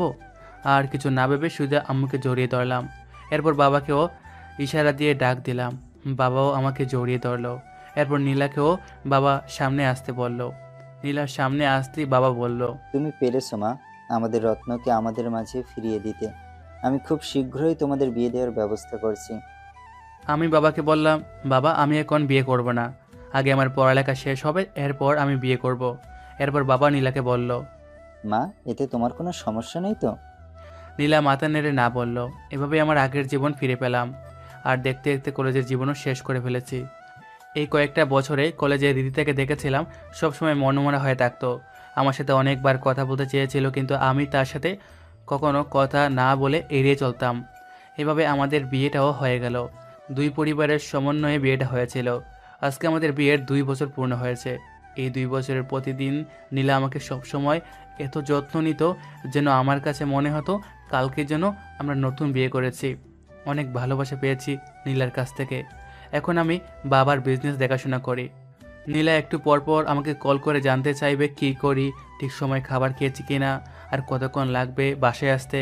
আমার নীলার এই পাগলামিগুলো অনেক ভালো লাগে। আজকে অফিসের একটা ফাইল কাজ করার সময় হঠাৎ মোবাইলটা বেজে উঠল। সেদিকে বাবা কল দিয়েছে। আমি কলটা ধরে বাবাকে সালাম জানালাম। বাবা আমার সালামের উত্তর দিয়ে বললেন, আচ্ছা তোর তো এখন কাজের চাপ অনেক বেড়ে গিয়েছে তাই না? তা তো বেড়ে গিয়েছে বলতে কি, অনেকটাই চাপ।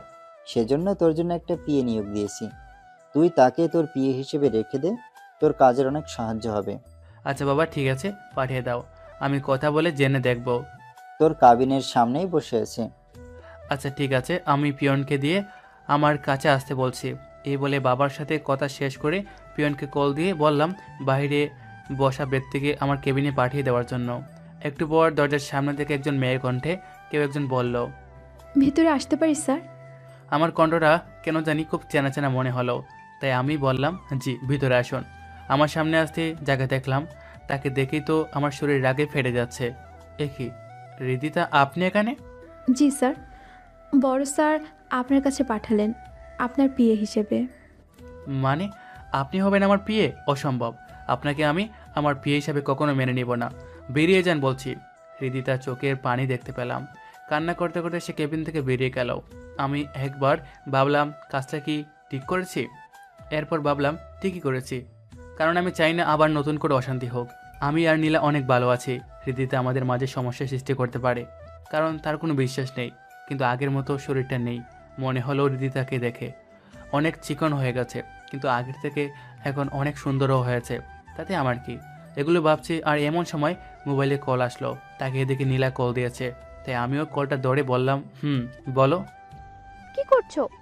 আর বলো না, বাবার মাথায় একদম কোনো বুদ্ধি নেই। কেন, কি হয়েছে আবার? তুমি জানো বাবা আজকে আমার জন্য একটা পিএ নিয়োগ দিয়েছে। সেটা ভালো কথা। ভালো কথা না চাই, পিএ আর কেউ না, হৃদিতা। তুমি বলো, বাবা তো সবই জানে হৃদিতার সম্পর্কে, তাহলে কিভাবে বাবা হৃদিতাকে আমার পিএ হিসাবে নিয়োগ দেয়? বাবা যা করছেন সেটা তো আর তোমার খারাপের জন্য করেননি, হয়তো এর জন্য তোমার ভালোই হবে। কি বলছো নীলা তুমি? তোমার মাথা ঠিক আছে তো? হৃদিতা থাকলে সমস্যা বাড়বে ছাড়া কমবে না, তাই আমি তো তাকে অপমান করে বের করে দিয়েছি। এটা তুমি ঠিক করো নাই, আমি চাই সে তোমার পিএ হিসেবে কাজ করুক। আচ্ছা এখন এসব কথা বাদ দাও, ভালো লাগছে না আমার। আমরা এগুলো নিয়ে পরে কথা বলবো, এখন আমার অনেক কাজ পড়ে আছে, সেগুলো শেষ করতে হবে।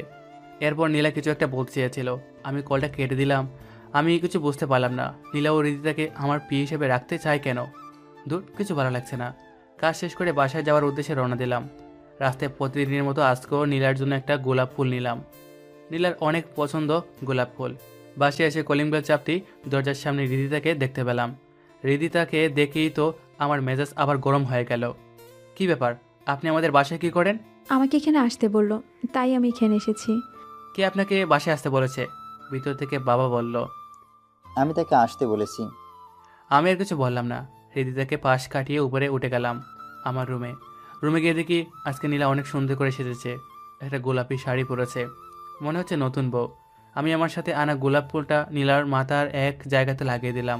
বাহ, অনেক সুন্দর লাগছে আমার বউকে।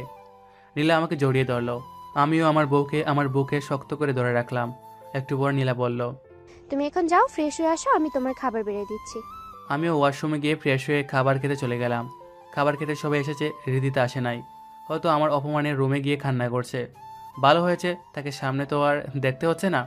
খাবার খেয়ে রুমে গিয়ে শুয়ে আছি। একটুবার নীলা আসলো, আমার সাথে শুয়ে আমার বুকে মাথা রাখলো। আমিও পাগলিটাকে 2 হাত দিয়ে জড়িয়ে আছি।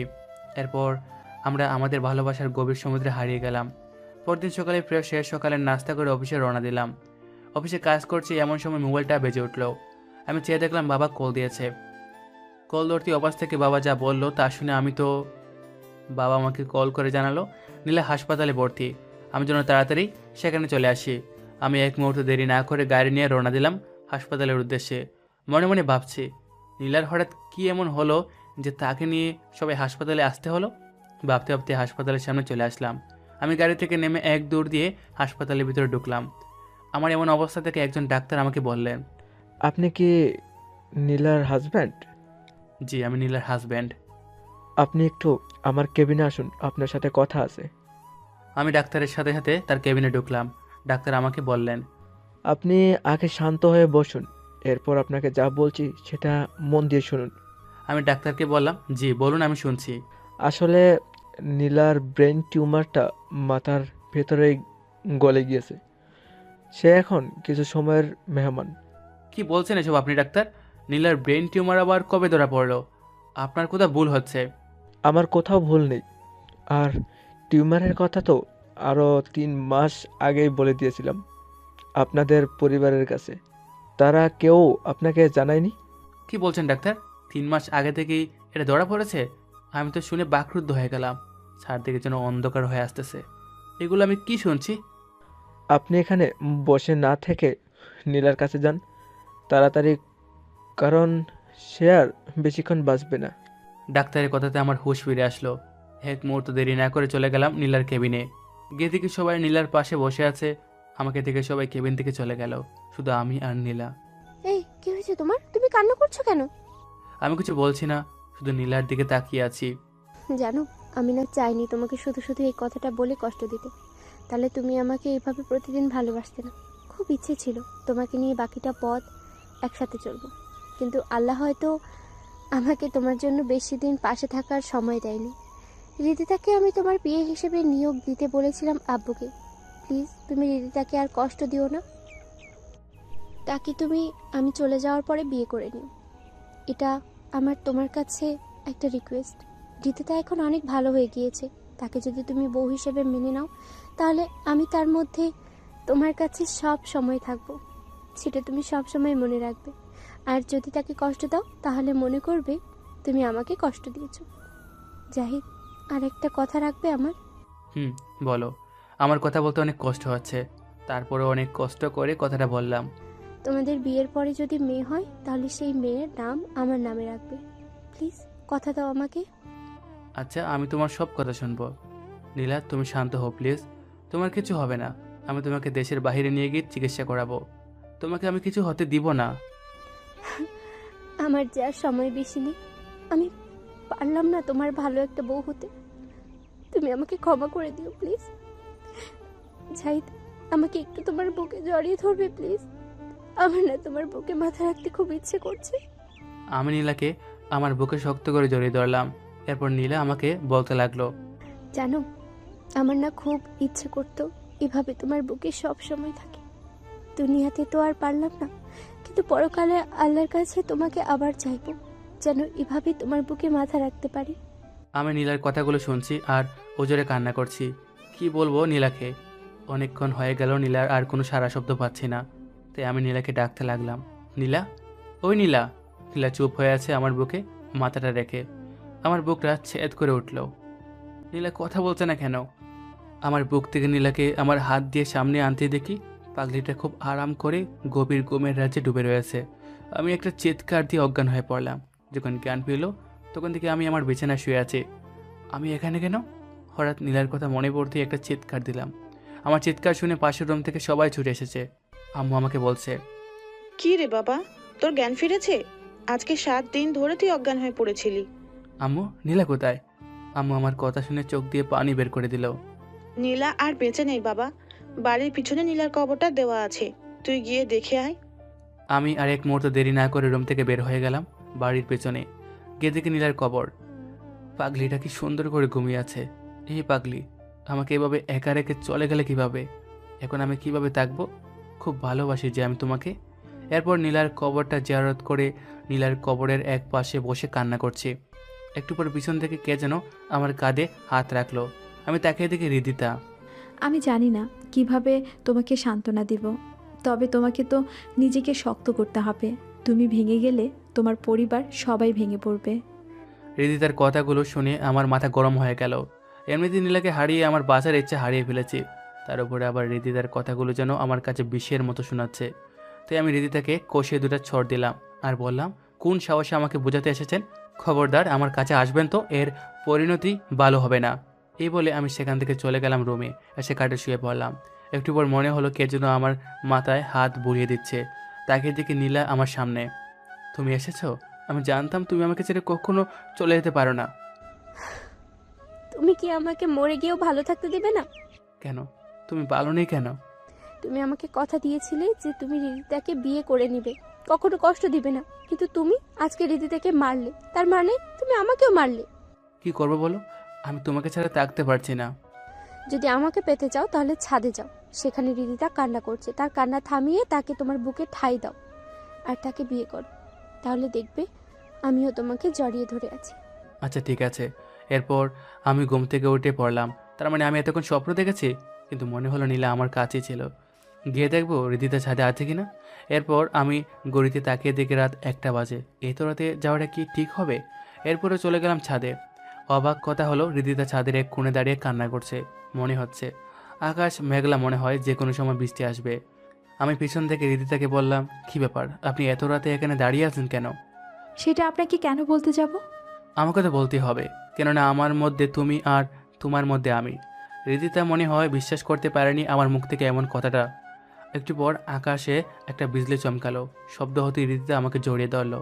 আমিও তাকে শক্ত করে জড়িয়ে ধরলাম। আজকে আমাদের বিয়ের 5 বছর পূর্ণ হয়েছে। আমাদের একটা মেয়েও হয়েছে। নীলার কথা মতো মেয়েটার নাম রেখেছে নীলা চৌধুরী।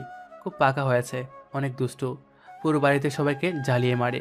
হৃদিতাও আমার সাথে এখন অনেকটাই সুখে আছে, আর আমিও তার মাঝে আমি আমার নীলাকে যেন খুঁজে পাই। এভাবেই আমাদের জীবনটা আবারও ভালোবাসায় পূর্ণতা পেয়েছে। ধন্যবাদ সবাইকে এতক্ষণ ধরে আমাদের সাথে থাকার জন্য।